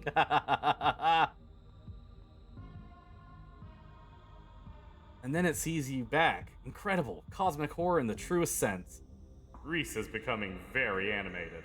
Probably safe to assume that he's dealing with a lot of extra adrenaline right now, what with his entire reality turning out to be a lie. But he's also talking over the movie. This is too scary, you should hold me. It's the fucking TikTok comment section. This is so scary, someone kiss me. I've seen those on so many fucking TikToks. Talking during movies fine, just let him. Sorry if I'm talking a lot. I'm just jittery. It's a little terrifying to think that she's up there right now. There's a knock on the window. Jett Black, don't get any closer to that thing. It's time to go home. That voice. I know that voice. Your teeth got awfully pointy. Do you want to, like, suck my vital juices real quick? Are you intentionally putting things in the chat so you can tangy them? I just realized after I read that. Get all the way closer to that thing, fucking buzzkill. You also may have kissed Wayne later. Oh my god. A Wayne fucker. Is that who's been following you around? Without another word, Wayne starts pounding on the supposedly shatterproof window. Enemies upstairs, enemies outside. We're surrounded. Even if I get out of this house, I won't be safe. You won't be safe. It was a regrettable decision, but I kind of like him. No, I'm expressing myself, what the fuck?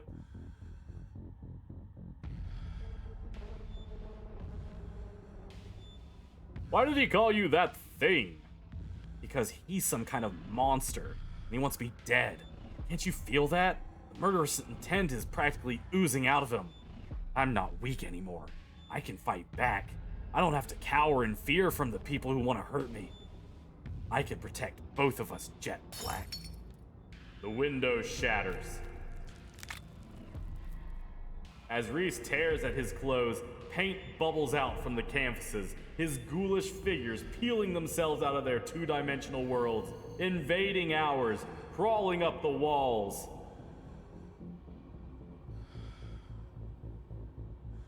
Grab my hand. I'll pull you out. Leave us alone. In a surge of violence, the change that has been brewing inside Reese finally comes. As it manifests, the broken basement window is sealed off, and Wayne along with it.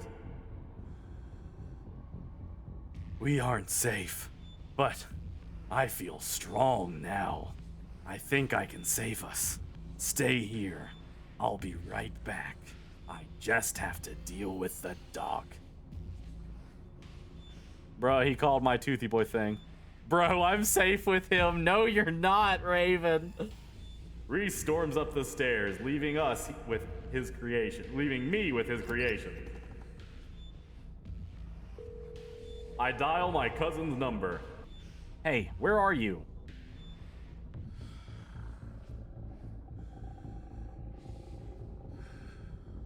I wish there was like a, I'm fine, how are you?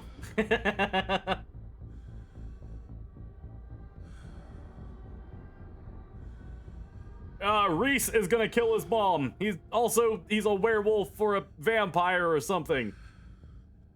What? I always knew there was something that smelled off about that kid. Stay put, I'm on my way. Don't get eaten. My cousin hangs up the phone.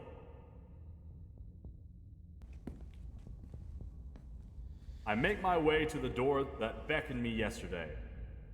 All intrigue now washed away.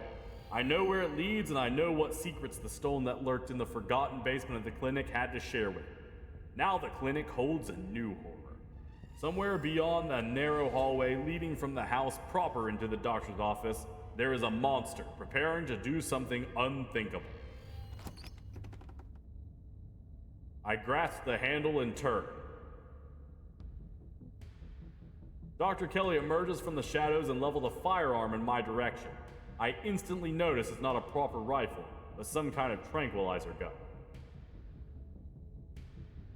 Duck! I so want to do what, where, but Jett, so this is Jett lore. Jett would duck in this situation. I know he's a goober. I know he's goofy. He would duck in this situation, I assure you. I do as she says, ducking out of the way. She shoots. The gun isn't very loud. There's only a pop as the projectile leaves the barrel, whizzing through the air. I turn to see a dart embedded in Reese's chest.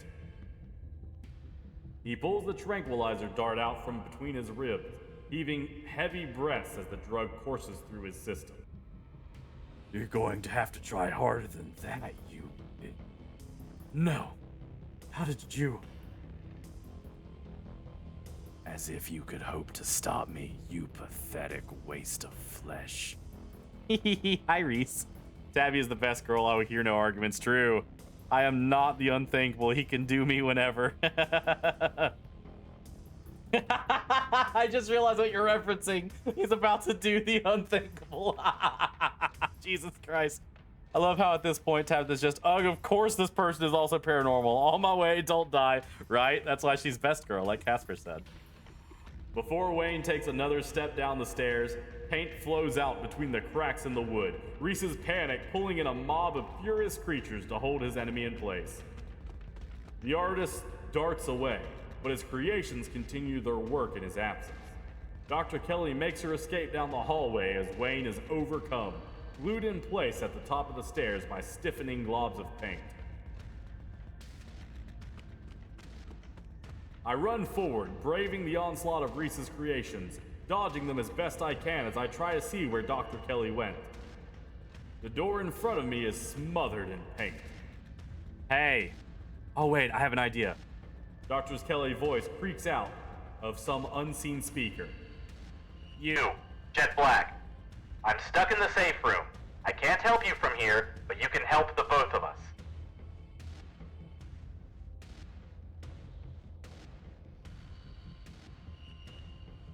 You survived! What's going on? I think you can probably put that together. I need you to get to the medical storage room. I'll give you further instructions when you're there. I turn back around and head to the medical storage room. I'm here. Great. Now listen to me. I need you to use the black taped key to get to the cabinet and bring me the elephant tranquilizers. It's a bottle labeled carfentanil. Bear tranquilizers clearly aren't going to cut it anymore. An intercom system, huh, Doc? Good. You should hear this. Jet Black, you don't have to do anything she says. I'm not gonna hurt anybody else. Just her. If I don't, you and I both know she's just gonna shoot me full of elephant tranquilizers. Did I hear that right? And shove me back down in that basement. Or maybe someplace even worse. And keep killing me every day for the rest of my miserable existence. I feel amazing right now. Better than I've ever felt in my life. I'm not dangerous. She's just scared because she knows she has to finally pay for what she's taken from me. I'm not going to let you kill someone, Reese. Why not? She wasn't afraid I might die. Does she know those tranquilizers aren't going to kill me? Does she care? Okay, but I feel like that's a rational take. Imagine your mom shooting you with an elephant tranquilizer to harsh your vibe. I feel like you're being a Reese defender right now. Trust me, Reese. I've always been careful with your medication. I want you to live. I love you. Tell yourself whatever lies you have to, Mom. If you wanted a good relationship, you had your chance. You decided to convince me I was dying instead of just letting me exist. Don't try to spin it like some kind of crime of passion now that the consequences are staring you in the face. Enough. Reese cries out in pain. Ah, what the hell did you do to my shoulder? I see, for the briefest instant, something coming out of Wayne's sleeve. Just a flash of pale yellow, then it's gone, slithering back into Wayne's clothes. I'll handle it. Try to get somewhere safe until then. The two stagger off down the hallway. I feel like I could take him. Us, in a fight, right? In a fight, right? No, I could fix him, Stella, without the tranquilizers. There may or may not be a trait for that. Two boyfriends are fighting. What a buzzkill, sticking Reese with butter. God fucking damn it wasn't butter. Quick, grab the tranquilizers and head to the safe room. I do as she says. The tranquilizers are easy to find, marked with a small square of black tape to match the key. She's certainly an organized woman, after my own heart. I make my way out of the medical storage room and back to the hallway where Dr. Kelly disappeared. As I approach, Dr. Kelly heaves open the door, slowly breaking apart the mass of paint sealing it shut. Hurry! I don't think I can keep it open for long. I slip past her into the safe room. She shuts the door quickly, though one of the little smears manages to slip past her. She stomps on it. Painted viscera splatters across the cement floor. It sounds like Reese and your friend are still fighting. We probably have a few minutes before he gets there.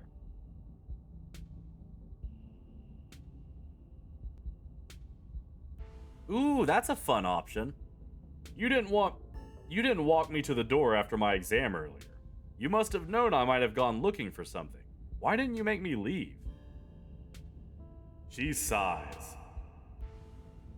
There's something about keeping a secret for so long that makes you paranoid. makes you do things you know are objectively wrong just to maintain the illusion of your life. It isolates you. At some point, you just don't want to be alone anymore, whether you realize it or not. So, you get sloppy. You leave things around you shouldn't, because that destructive little part of you wants to test the limits of how obvious you can be before someone is able to put two and two together. I'm not blind. I can see that things are happening in Scarlet Hollow, unusual things. I guess subconsciously, I must have decided if there was ever a time to let someone in, it would be now. She's letting us in, guys. She's letting us in. What is this room? Old x-ray room. Lead walls. After I realized this whole situation was a possibility, I had the door reinforced with special remote-controlled locks. Glad it could finally come in handy. Let's talk Reese. Yeah, I bet you have some questions. Yeah, Kelly. I love Reese for Reese. Should have told me earlier. Go ahead. I have nothing left to hide. When did you find out? Little after he hit puberty. He had all the usual changes, and a few extra. Thick nails, sharp teeth, elfish ears. I figured he might have some kind of genetic disorder. Had him checked out at a few specialists.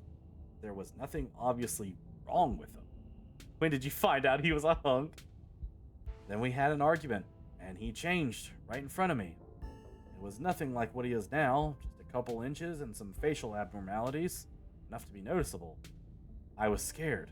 He could see that, and he stopped. I thought it was a one-off, or maybe a hallucination. But the second time, it wasn't as subtle. It didn't go away as easy. That's when I knew for sure that this was something beyond my realm of expertise. How did he not know what he was? I've been medicating him since he was 12. We've only had 3 incidents like this before, maybe 4 depending on what counts. This is the worst one by far. He doesn't seem to understand at first that he looks different, and I just make sure to stay on top of his dosages so he rarely ever does. But I've been preparing for this inevitability. He's an adult now. Only so much I can do to control him. Why did you start poisoning him? Dr. Kelly sighs. Can we stop calling it poison? Yes, it's poison. But the act of me giving him poison was not me poisoning him. I was medicating his illness. It started when he was around 15.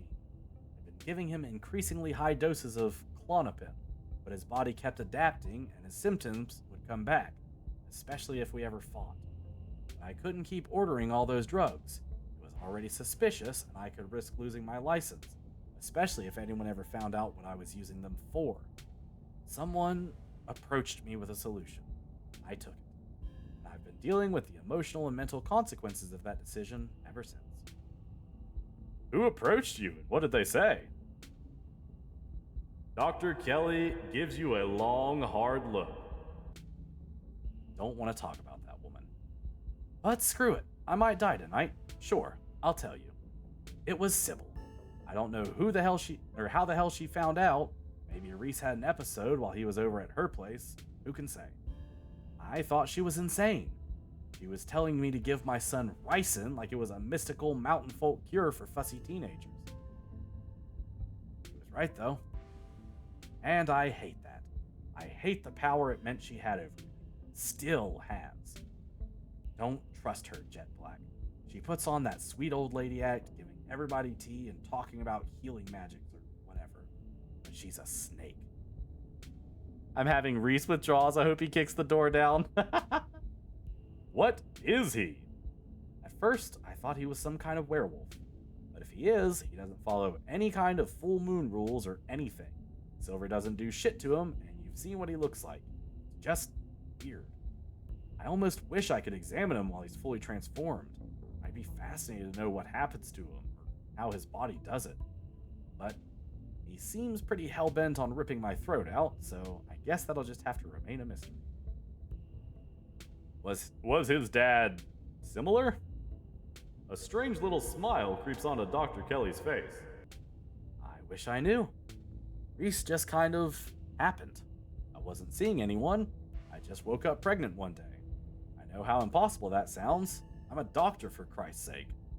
I kept having these weird dreams, almost like sleep paralysis episodes. Romantic sleep paralysis episodes. They were actually kind of sweet. They were just dreams. But then, all of a sudden, my period stopped. I got morning sickness, and roughly 9 months later, Reese. The relationship between you seems so difficult. Yeah, you could say that. He was such a cute kid. When I found out I was pregnant, I was terrified. I didn't know if I'd be ready. But he made me love being a mom. It's not like it was going to be sunshine and roses forever. No matter what, kids grow up and they change, sometimes for the worst. This is part of being a mom too, doing what you can to make sure the child you brought into the world isn't going to go around eating people. How do you know he's dangerous? Well, he wants to murder me, so that's clue number 1.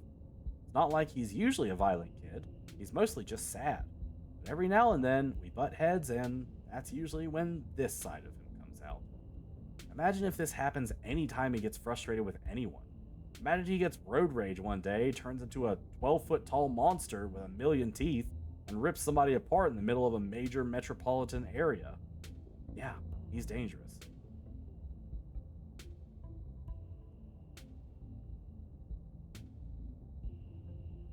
There you go, Raven. There's your option. There's your option. Incubus dad. What if the dad was Wayne? I hate when my sleep paralysis demons impregnates me with a freakish demon child. True. We listen and we don't judge. Great smut romance book idea. Me! Don't you think it might be a self-fulfilling prophecy? Oh, don't preach to me. Is he a sweet kid most of the time? Absolutely. And Ted Bundy was sweet to the people he picked up off the side of the road. Didn't mean he didn't go ahead and slaughter them anyways. I know what my son is capable of, so it's my job to make sure he doesn't hurt anybody. What's the game plan, both short and long term? Well, I pump him full of elephant tranquilizers, I lock him in here, then I somehow convince him to see things from my perspective. And we all live happily ever after.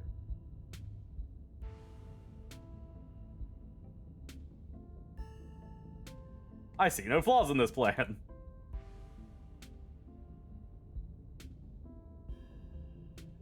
There has to be some other way. It's just going to make him feel trapped. It sure is, especially since I'll have to isolate him even more now that he knows what's going on. He is going to hate me. But you gotta work with what you've been given. What I've been given is an ethical dilemma where I either let my son kill me, freeing him to go out and kill others, or imprison him for the rest of his life and force feed him poison to keep him controllable. Or the third option, kill him. I've decided which outcome I can live with. Well, while we're at it, any other secrets you're keeping? You have it all. You have no idea how relieved I am to finally say all this shit out loud. Dr. Kelly and I sit in silence and wait for her son to make his way to us. The sound of distant breaking glass cuts through the silence of the clinic outside the safe room. Shit, this might be game time. Get those tranks ready. We have to get this door open before he crosses the hallway. Dr. Kelly opens the door. The two of us stare out into the hallway.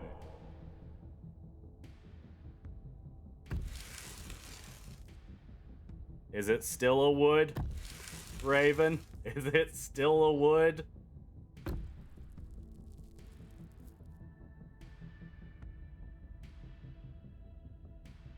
Is this what you are so afraid of? Hand over the tranquilizers. This is our shot. Before Dr. Kelly can fire, a different shot rings out. Reese's body is thrown to the wall. Shotgun in hand, my cousin rounds the corner and trains her weapon on his writhing body. I was waiting to see Raven's reaction to this. D:. Yep. Tabitha, what are you doing here? Stop it. Let me... Today is the worst day of my entire life. Let me sedate him. We can deal with this non-lethally. Are you insane? That thing is trying to kill you.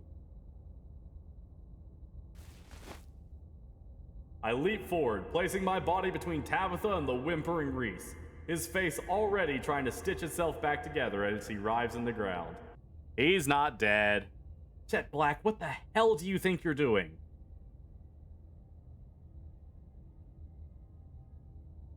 Don't kill him! He's still a person! Person my ass! Did you see his face? Both of you shut up and help me drag him into the safe room. Now! I turn to see Dr. Kelly, already pulling her son towards the open doorway. Tabitha swings the gun onto her back, huffily jumping in to help Dr. Kelly. It's not long before his regenerating body is sealed away behind the door. Not exactly how I thought that would play out, but at least none of us are dead. Let me sedate him, like homie doesn't have an entire hole in his face. If you've done any permanent damage to him, you're going to be the one paying for the medical supplies, Miss Scarlet. You aren't seriously going to keep that thing alive, are you? It's clearly dangerous. What makes you think you can keep it locked up? It is my son, Miss Scarlet, and despite appearances, he is still human. I prefer you refer to him as such. And I've managed to keep him safely locked away and harmless for years. Sure, it'll be a little more difficult now that he knows his condition, but that room is lined with lead. He's not going anywhere. He's human?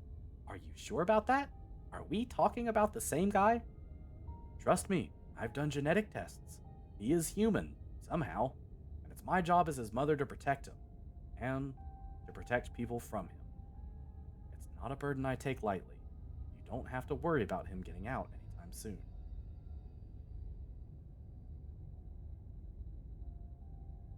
He's not some monster. He deserves to live, Tabitha. Again, are we talking about the same guy? The one with all those teeth? About 12 feet tall? I'll figure something out. Neither one of you needs to be involved in this, so please, just leave. I have a lot of cleaning to do. My cousin and I leave the clinic, Dr. Kelly slamming the shotgun-blasted door behind us. The two of us make our way to the bottom of the hill where Tabitha's car is parked, among the sleepy houses of Scarlet Hollow's residential street. She places her gun in the trunk and turns to face me. You're alone right now. Is Stella still missing? I tried calling her a couple of times, but I kept getting her stupid voicemail. Yeah. Shit. Let me think. It's a long shot, but there is a place that might be worth checking out. Really? Dr. Kelly can allow her to call my... Oh, allow me to call her by her first name? That's impossible there with third wheeling? I bet she would have. That won't affect my relationship, right? Going on a hike. After a bit of a trek, Tabitha and I stop by the edge of a 2-lane road near the town limits. There, sitting on a log, staring mournfully out at the asphalt, is Stella. I watch her from the underbrush. She's alive. Thank God. She sounds more exasperated than relieved. Though I know by now that's just her trying to cover up genuine emotion. She's deeply relieved and terrified to show such vulnerability. How'd you know she'd be here? It's where her parents died. She ran off after we saw a ghost last night. It just made sense that she'd be here. Oh, should I send Tabby or should we both? Probably send Tabby. You should go talk to her, Tabitha. She'd probably be glad to see you. Her romance lock isn't available yet, so we can't check yet. God, I hope I can romance that bitch. I will literally replay the game and take the hot trait with, like, Keen Eye or something. Or I'll do hardcore. I'll do hardcore and do Keen Eye, Street Smart, and Hot. Just drop because next Wednesday I'm supposed to have my sleep study, so it's going to interfere with me watching episode 5. Well, I might have some good news for you there, Color. I don't know. We've got baggage. I'll just make things worse. No, you're right. She's been practically begging for us to be closer than we are. Time I stopped letting my dead mother dictate who I'm allowed to talk to. But I'm not talking to her alone. We're doing this together. You might be saved. The two of us joined Stella, perching on the old log on either side. God, Jett Black, that ghost really did a number on you. I'm so sorry. You had Jett Black worried all day, you know. Went all over town looking for you. And it looks like you got into some trouble too. Jett Black, you're all covered in blood. I think a lot of it's paint, actually. Paint? What? This is where your parents died, right? They call me big. If it isn't Jett Black as I live and breathe. That's right, Jett Black, host of the Hard Facts with Jett Black and CEO of JBTV. Welcome in, they call me big. Can I call you big? Uh-oh.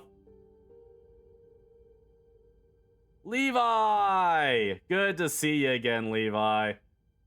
Sorry, I'm terrible at remembering fucking usernames. Trauma time, woohoo, trauma time! Yeah, gore warning, gore warning, gore warning, gore warning. Look away. I will tell you when it's gone. I will tell you when the gore warning has passed. Do not look if you're not a fan of gore. Because you're about to see some fucked up shit.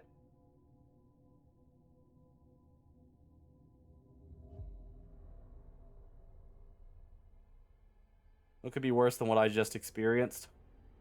Well, that. For those who are not watching but are still listening, two bodies without heads.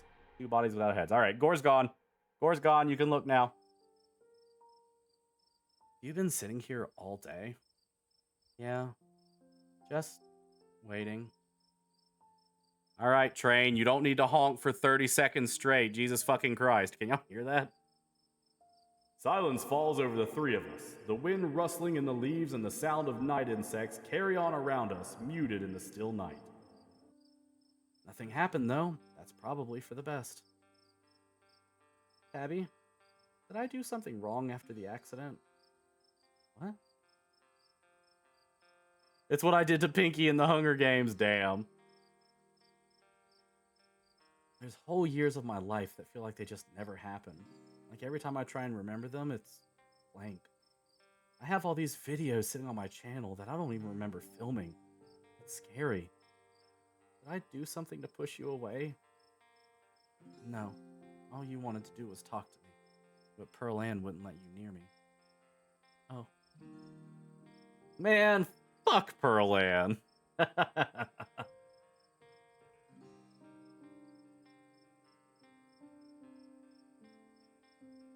Jett's gonna hit her with the truth. The hard facts. He is gonna deliver the hard facts. Tabitha, stop hiding behind your mom's corpse. She's gone. The only person who makes decision about your life now is you. Hey! God, you're right. I was an adult when your parents died, Stella. It doesn't matter what Pearl Ann wanted. I pushed you away. I shouldn't have done that. I'm sorry. Abby, I've missed you. I've missed you too. The three of us stare out into the quiet night. I think the accident is probably why I got into ghost hunting. I think I just wanted to see them again. I wanted to know whether I even could. I never found anything, so I eventually gave up. Then last night happened. And I ran out here to see if maybe it would happen with them too. Even if it meant seeing the crash again, or seeing them all messed up and dead, I just wanted to see them. It's been a whole day. I don't think they're coming. Do you want to say goodbye? Stella sits in silence for a long moment, her breath slow and even. Goodbye. I love you. Don't worry about me. I'm gonna be fine. She's silent again, as if waiting for a response. No response comes. But she smiles, a lively glimmer returning to her sad eyes. That kind of felt better. I don't think I realized how much I'd kind of trapped myself in my own head. Thank you for breaking me out of it, you two. Stella straightens up, stretching her back. Gretchen wags her tail, tags jingling in the quiet night air. We should probably head back, right? I haven't slept in a day.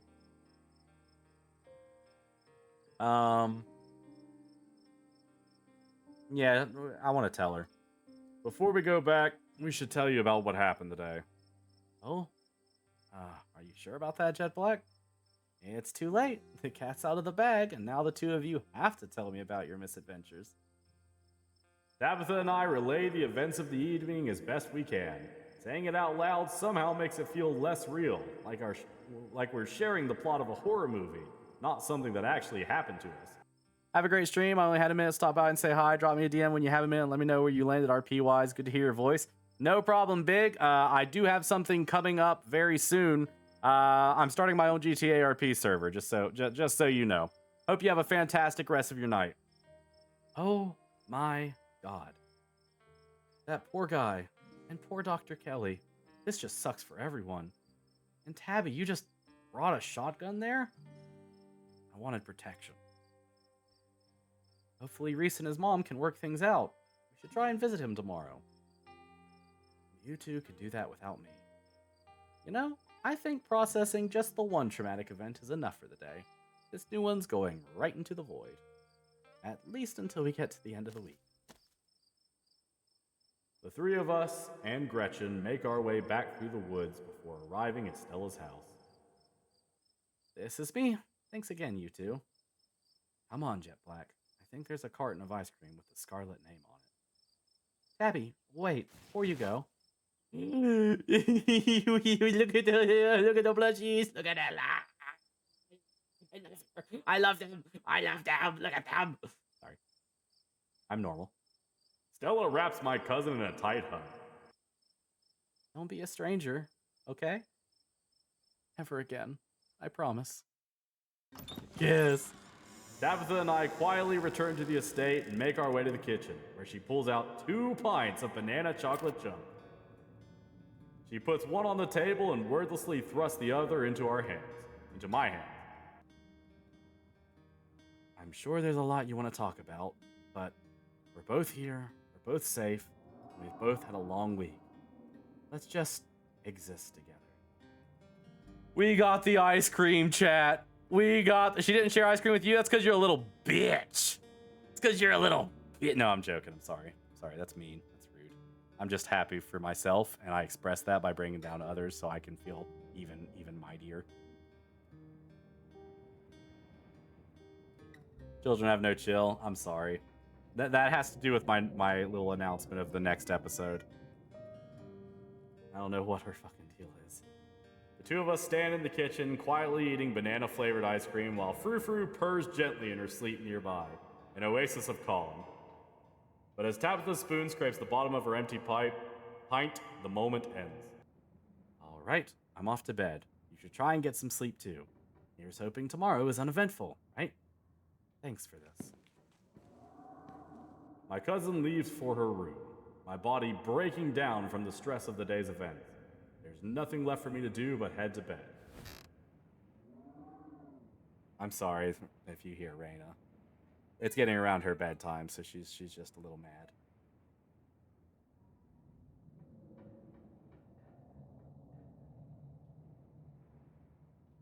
Exhausted beyond belief, I stumble into my room and collapse on the bed. As my eyes sink, I realize that something smells off about the room. It smells rotten. I jolt awake as the door creaks. Don't look so frightened.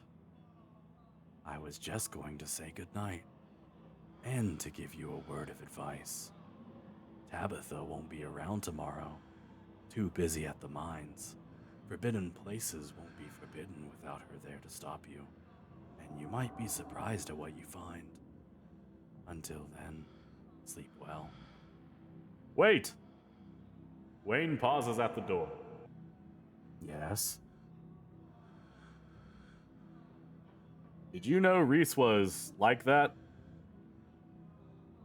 I knew he was different. How exactly, I wasn't sure. But I know now.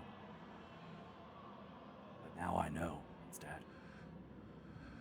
I thought you wanted me to stay at the estate. Aren't you going to lecture me? You were free to make your own decisions, and those decisions have been made. I know that something pulls at you. Now that it's started, I know that you cannot stop until your task is finished. I'll keep you safe while you do what you must. Why are you following me around? Why not Stella or Kanika or Sybil? Why not Tabitha? Because you're special.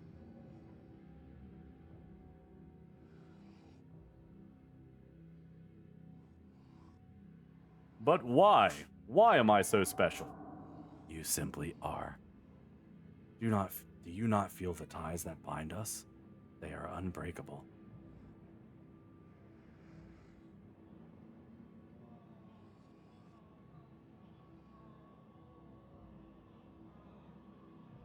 Seems like Reese gave you a run for your money. Wayne emits a strange kind of coughing sound. I realize he's laughing. He managed to catch me off guard. Those constructs of his were an interesting little trick, but that's all they were. Good night, Jet Black. Wayne leaves my room and closes the door behind him. The damp smell of the mattress is starting to become almost welcoming, a sign that the now daily horrors of Scarlet Hollow are finally behind me, at least until the sun inevitably rises once again. I close my eyes, my exhausted body succumbing to sleep almost immediately. As I drift off, I think of Reese, trapped in that tiny, windowless room, all his greatest fears realized, his body no longer his own, but I stopped him from killing Dr. Kelly. The world, at least for now, is protected from him. And then I think of nothing.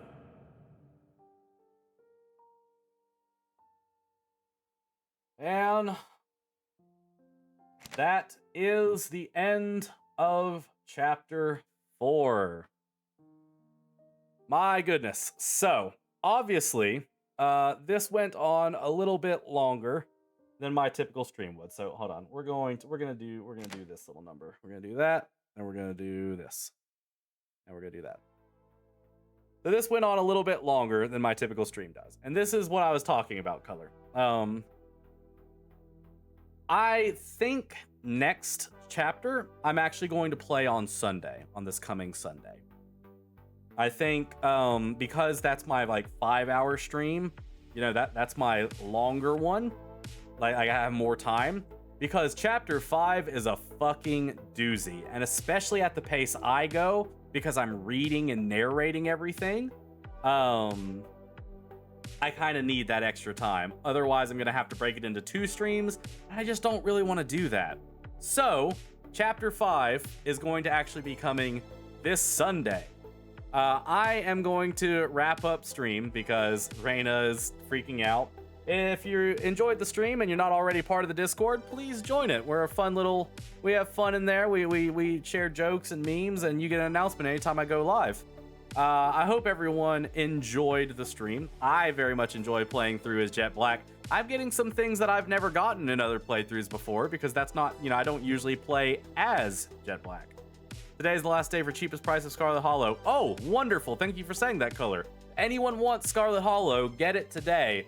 Very cheap, extremely good game. Even though you've seen me play it, there is so much that you have not seen. Like, it is a ludicrous amount of content for a visual novel. There are so many branching paths. It's insane. Anyway, thank you all so much for being here. I had a lot of fun. I will see you again on Friday, which I'm still trying to decide what I'm going to stream. So it might be a surprise for everybody involved. But I'm going to be off. Thank you all so much. Have a fantastic rest of your day. Say something nice to yourself audibly right now. Right now, do it. If you don't, I'm going to send the FBI to your house. They're going to put you under some examination table with a big light, and they're going to make you say something nice about yourself. Not doing it? You will. You will. The FBI is on its way, Raven. They know where you live. Anyway, have a fantastic night, guys. Bye.